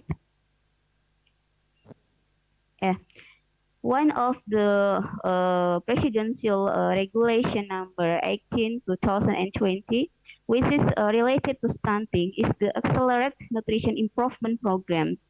The effort made by the government in the National Strategy for the Acceleration of Stunting Prevention 2018 until 2024 consists of 5 strategic pillars involving multi-sectors.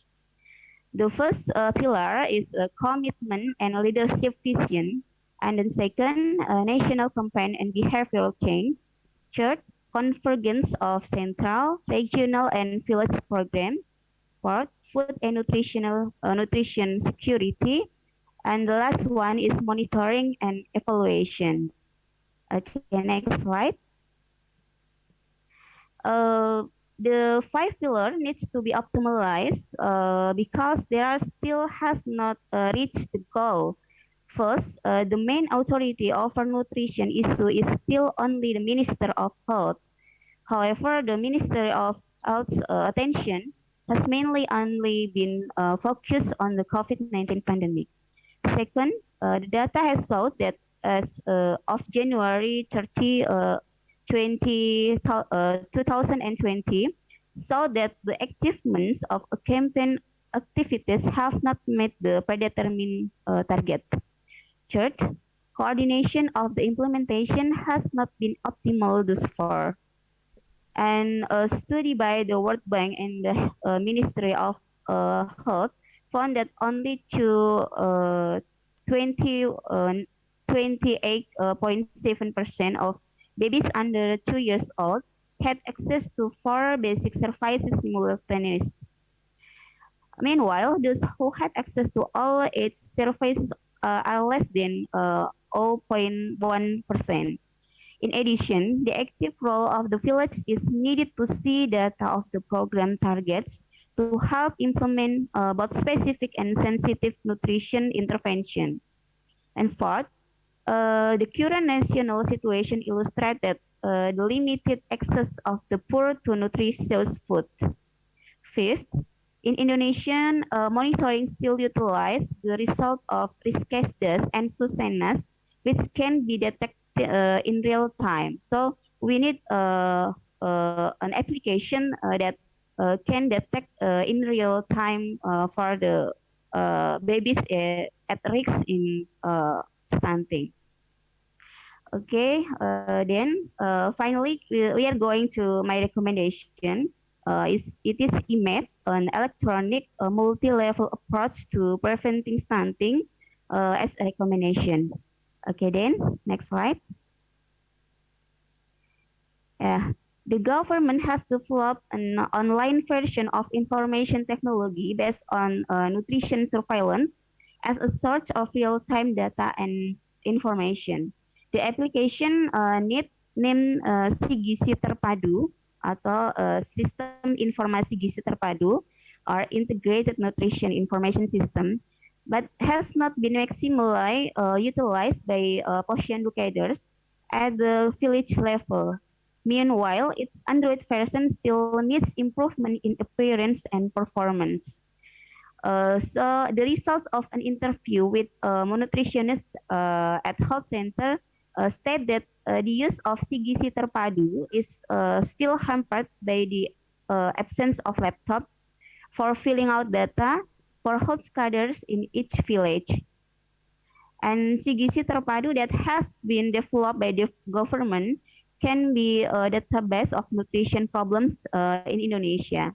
However, given how non-optimal its utilization has been so far and the multifactorial causes of stunting, it is therefore necessary to develop a special application focusing on stunting prevention based on Android, which can be used by anyone via smartphones. The development of IMAPS, for example, can be one of the alternative policy so that health cadres and can input data of child growth monitoring every month. And then done in early intervention during pregnancy is vital while noting the significant effect of FGR or fetal growth restriction on stunting. So I think it's good to research and develop an application like IMAPS that enable cadres to record and report child growth and development as well as demographic data related to stunting risk factor, which then can be accessed by professional health workers in primary health care. Data related to child growth includes upper arm circumference, and then body weight, height or length, and age or data of birth. Meanwhile, child development includes analyzing results of child development using development sheets for babies and toddlers, like Denver Development Screening Test or Kartu Kembang Anak in cadres level. And the result of recording and reporting data by cadres will then determine the risks of children experiencing stunting, and children who are at risk of stunting and categorized in the early warning system group will receive an intervention from health professional at the local public health. Okay, next slide. Yeah. I think that's the end of my presentation. Finally, thanks for all of your attention. Wassalamualaikum warahmatullahi wabarakatuh. Waalaikumsalam warahmatullahi wabarakatuh. Thank you, dear Ibu Nurse Nopi Nur Hasanah MKep, Specialist Keperawatan Anak, for the presentation. So, distinguished guests, ladies and gentlemen, once again, I'd like to remind all the participants you may write down your question to our chat box for our three panelists. So, ladies and gentlemen, now let us invite our third panelist. She will deliver her presentation entitled PBSM as Method to Improve Knowledge and Skill of Nursing Student for 15 minutes. Dear Ibu Nurse Retno Isrofiatiningrum MKep, the screen is yours. Okay, thank you, Mr. Rio.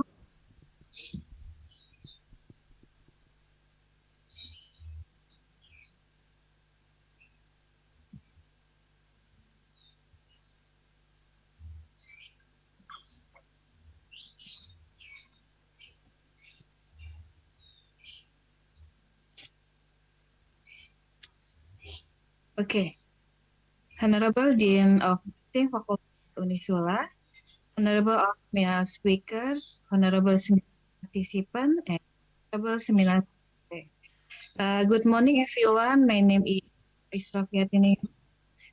Here I will present about practice-based simulation model to improve knowledge and skill of nursing students.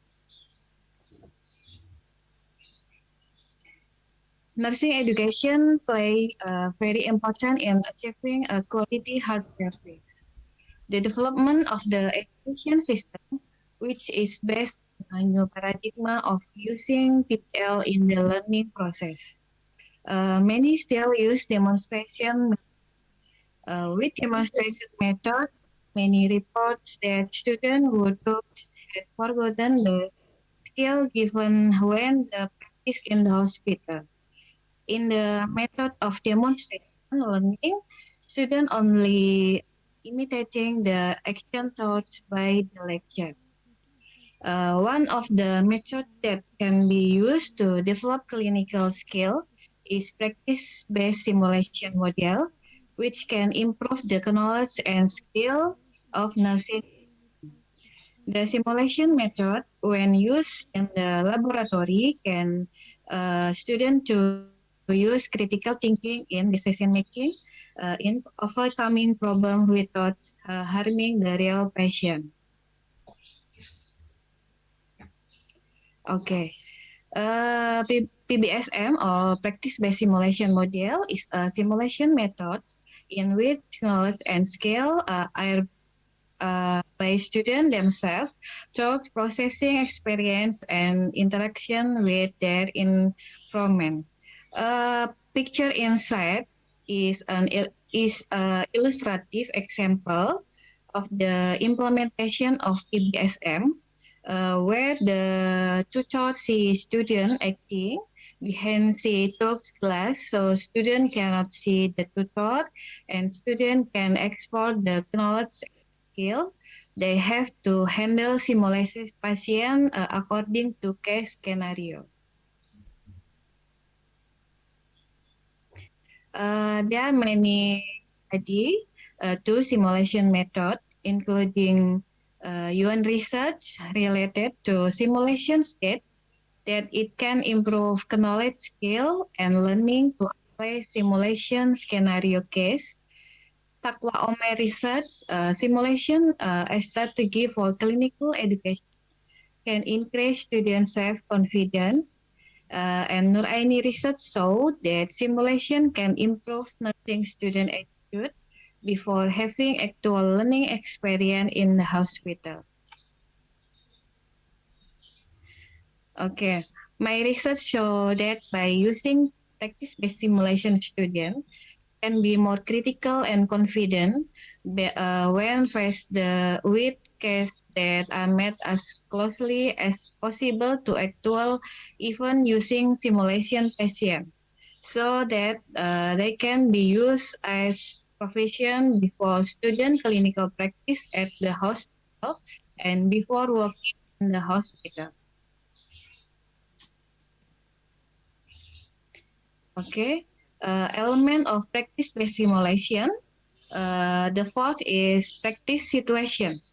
A practice situation is often referred to as a case and involves a problem, a patient case, or a scenario depicting various people and or situation.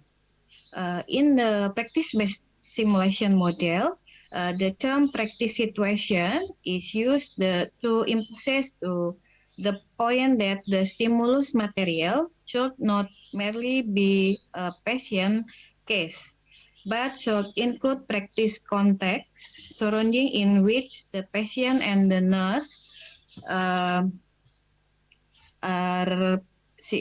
psychology, socially, and emotionally. Even quality practice situation taken from real-world practice often requires restructuring to guide the learning process. The second is simulation. Students are asked to analyze clinical situation, to formulate appropriate treatment, to priority, and to provide nursing care measure. The simulation process is carried out with a flow. 10 until 15 minutes of pre-briefing. Then after the pre-briefing, students simulated the scenario that has been present 10 until 15 minutes and 20 until 13 minutes of the briefing. The third is structural learning. Facilitator to discuss scenario to practical situation. The facilitator helps students understand and develop to explain or identify the limits of knowledge and skill that should be done. Okay, next process inquiry. Students are expected to focus on critical thinking to find new discovery that aim at cognitive process, such as organizing, categorizing, analyzing, evaluating, and critical reasoning. And students can reflect by reviewing the result of their analysis. Next, assessment. The assessment of the simulation model include 3 domains, namely cognitive, psychomotor, and affective.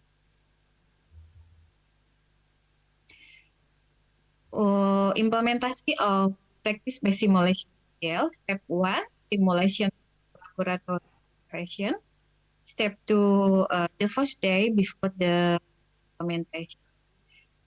Step 3, on the day of the practice-based simulation implementation. Okay. Step 1, the person in charge of the laboratory coordinate with the course coordinator. Coordination is needed to identify competency requirements that will be used for simulation material. Set a laboratory usage schedule. Determine the simulation learning strategy used. The simulation strategy used is the simulation patient. Arrange a scenario. And then prepare a tool needs list document. Setting up laboratory. Setting scenario.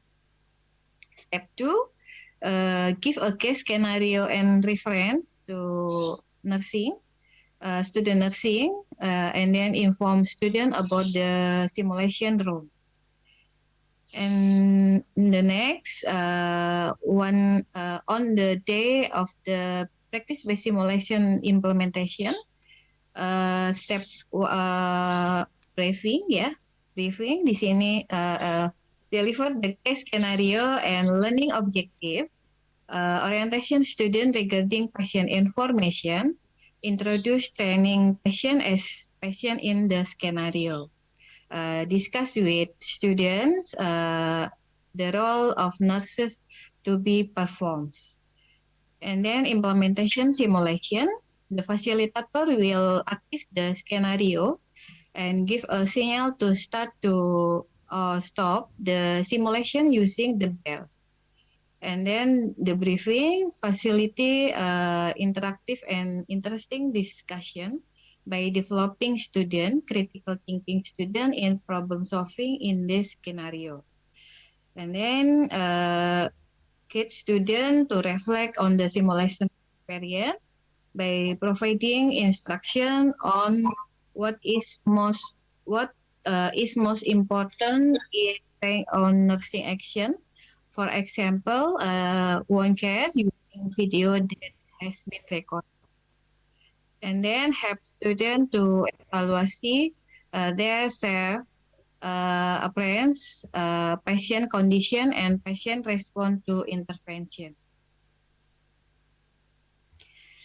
Okay, on the slide, using a high fidelity simulator, computer simulation, which mannequin that can display, for example, psychological change in blood pressure, respiratory rate. But if you don't have mannequin, you can use patient sense standard.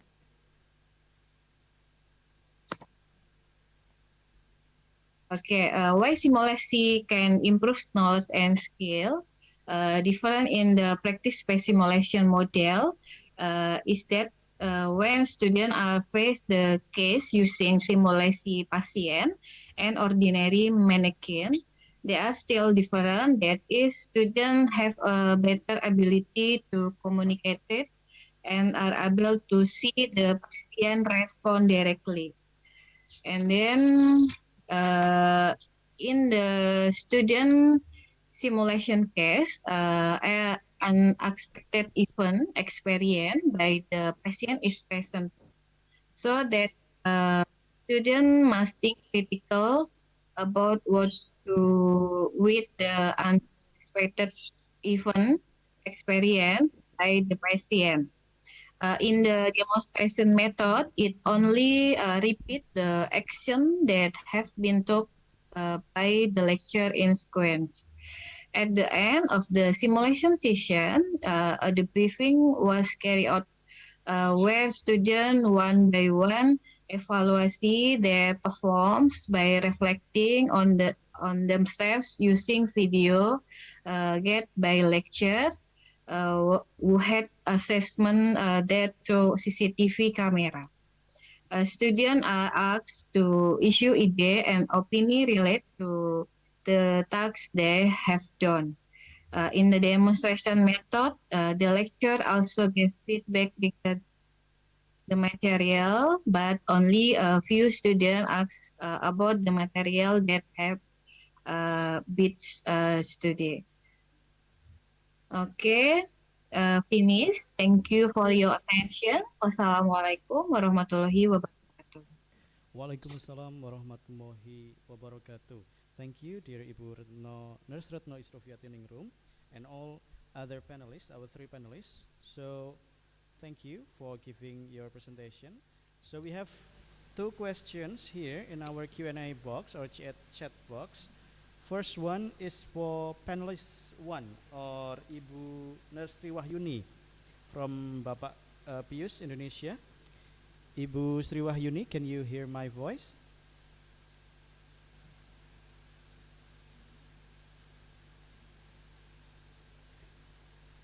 So maybe I will move to another question to Ibu Retno Isrofiatiningrum. Ibu, are you still with us, Ibu? Ibu Retno? Mr. Rio, I can hear you. Hello, can I talk to Ibu Retno? Are you still with us, Ibu? Mr. Rio, can hear you. Oh, Ibu Yuni. Ibu, we have one question for you from our participants. Mr. Pius, Indonesia. Mr. Pius said that the program that you offer is very potential for the future. Have you tried to socialize it in your local government by any chance, especially in Semarang, Ibu?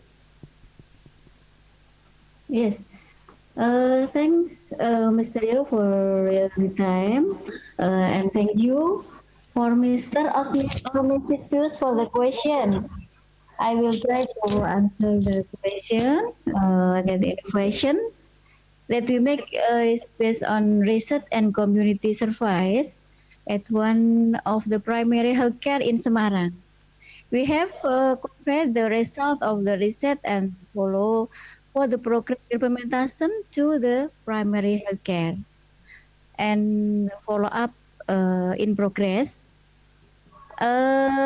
For the first innovation, prosperous pregnancy home, or we name call the Rumah Kehamilan Sejahtera, has been implemented at primary healthcare in Bandar Haji Semarang. And the second innovation is in the patent processing. We hope that the patent is approved and we can forward it to the healthcare center. Thank you. Thank you very much, Ibu, for your answer. I hope this is answer Bapak Pius from Indonesia.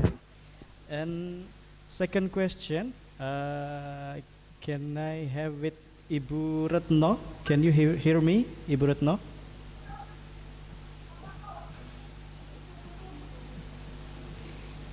Yeah, I think we lost Ibu Retno in the connection, so I'd like to conclude this session. For each panelist, if you have any closing statement to wrap up our session today, that would be great. I will give it to Ibu Yuni, if you have any closing statement, and then proceed with Ibu Novi and Ibu Retno. Please, Ibu Yuni.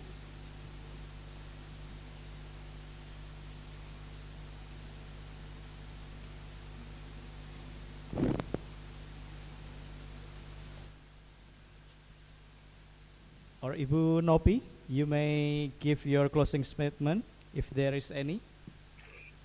Okay, thank you, Mr. Ria. I think there is a question, one question for me in chat.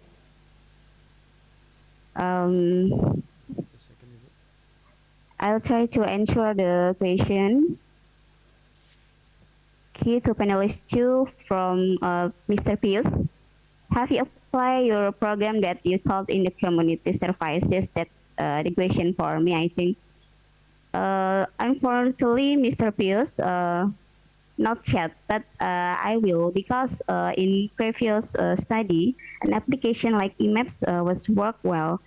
So I just try to share it, and may anyone can improve the application like this to prevent stunting in everywhere in Indonesia. And improving the feature in application according of the community needs. It's because our community was vary. So I think culturally sensitive application will work for our community. Okay, that's enough, Mr. Rio, from me. Yeah, thank you for answering question. I do sorry, Ibu, because I need to scroll up and I couldn't find the question for your question. It's So, okay. Ibu Retno, are you already here with us? Okay, so let's wrap up this session. Thank you for all the speakers from session 1. We have Mr. Renol Padagas, and then Dr. Sunny Lin, and then we have Professor Soying Lee. And thank you for the speakers for our panelists, our panel discussion, Ibu Nurse Sri Wahyuni, Ibu Nurse Nopi Nur Hasanah, and also Ibu Nurse Retno Isro via Tuning Room. Distinguished guests, ladies and gentlemen, here we are at the very end of this session. I would like to thank all the speakers for the insightful presentation and response. In addition, I would like to thank all audience and participants for joining this session. It was an honor for me to be your moderator today. Thank you. I give back the screen to our Master of Ceremony. Wassalamualaikum warahmatullahi wabarakatuh. Waalaikumsalam warahmatullahi wabarakatuh.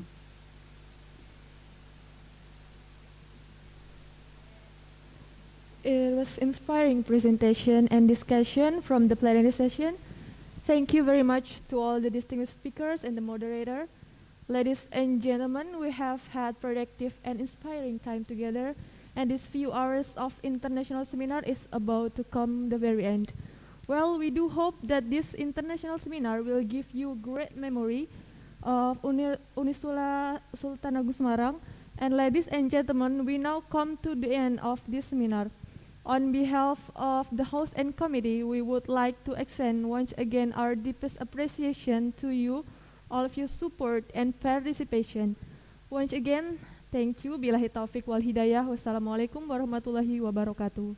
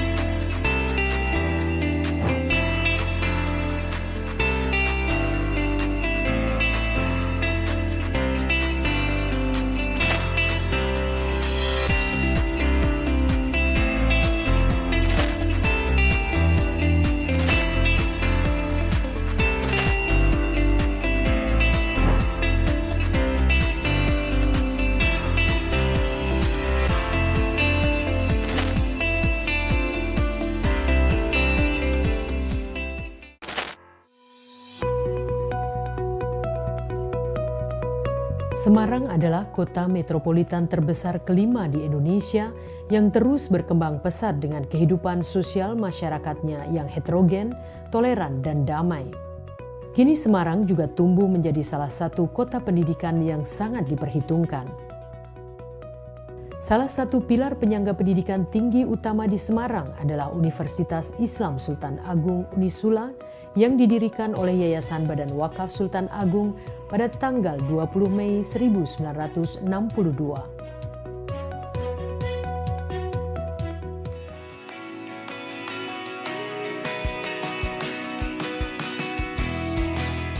UNISSULA menawarkan konsep pendidikan komprehensif berbasis Islam dengan budaya akademik Islami sebagai strategi pendidikannya. Inilah konsep pendidikan yang menjadi jawaban atas kelemahan dunia pendidikan dewasa ini yang hanya fokus pada transfer ilmu pengetahuan.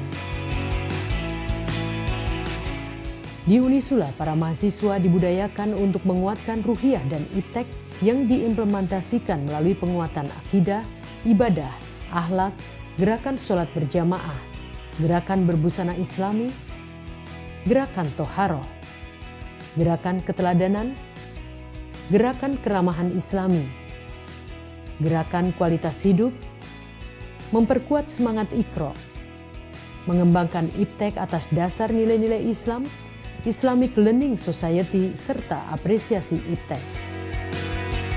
Inilah terobosan pendidikan yang diharapkan mampu menjawab tantangan zaman dengan mengkader generasi unggul yang bertakwa, kompeten, dan berdaya saing. UNISSULA memiliki berbagai fasilitas unggulan, antara lain perpustakaan terakreditasi A yang modern dan memiliki peranan penting dalam membangun pilar pengembangan Islamic Learning Society. Sebagai penunjang akademik utama, laboratorium menjadi sangat penting keberadaannya. UNISSULA berusaha memenuhi kebutuhan ini dan menjadikan prioritas untuk terus dikembangkan. Pesantren mahasiswa yang disediakan bagi para mahasiswa dari luar kota, khususnya prodi keperawatan, kebidanan, dan studi sejarah peradaban Islam sangat representatif. Kantin Pujasera Pumanisa menyediakan berbagai kebutuhan mahasiswa akan kuliner Nusantara. Dilengkapi juga dengan pusat kewirausahaan mahasiswa. Memiliki Masjid Kampus Sultan Agung, Masjid Abu Bakar Assegaf. Rumah sakit pendidikan yang terintegrasi dengan Rumah Sakit Islam Sultan Agung juga menjadi fasilitas unggulan yang diakui excellent dalam pelayanan. Untuk menyalurkan minat bakat mahasiswa, di UNISSULA terdapat unit kegiatan mahasiswa yang beragam, seperti Mapala, Taekwondo, Tarung Derajat, Pencaksilat, PMI, unit kegiatan mahasiswa pengamalan Islam, kelompok seni budaya, Menwa, Pramuka, dan masih banyak lagi.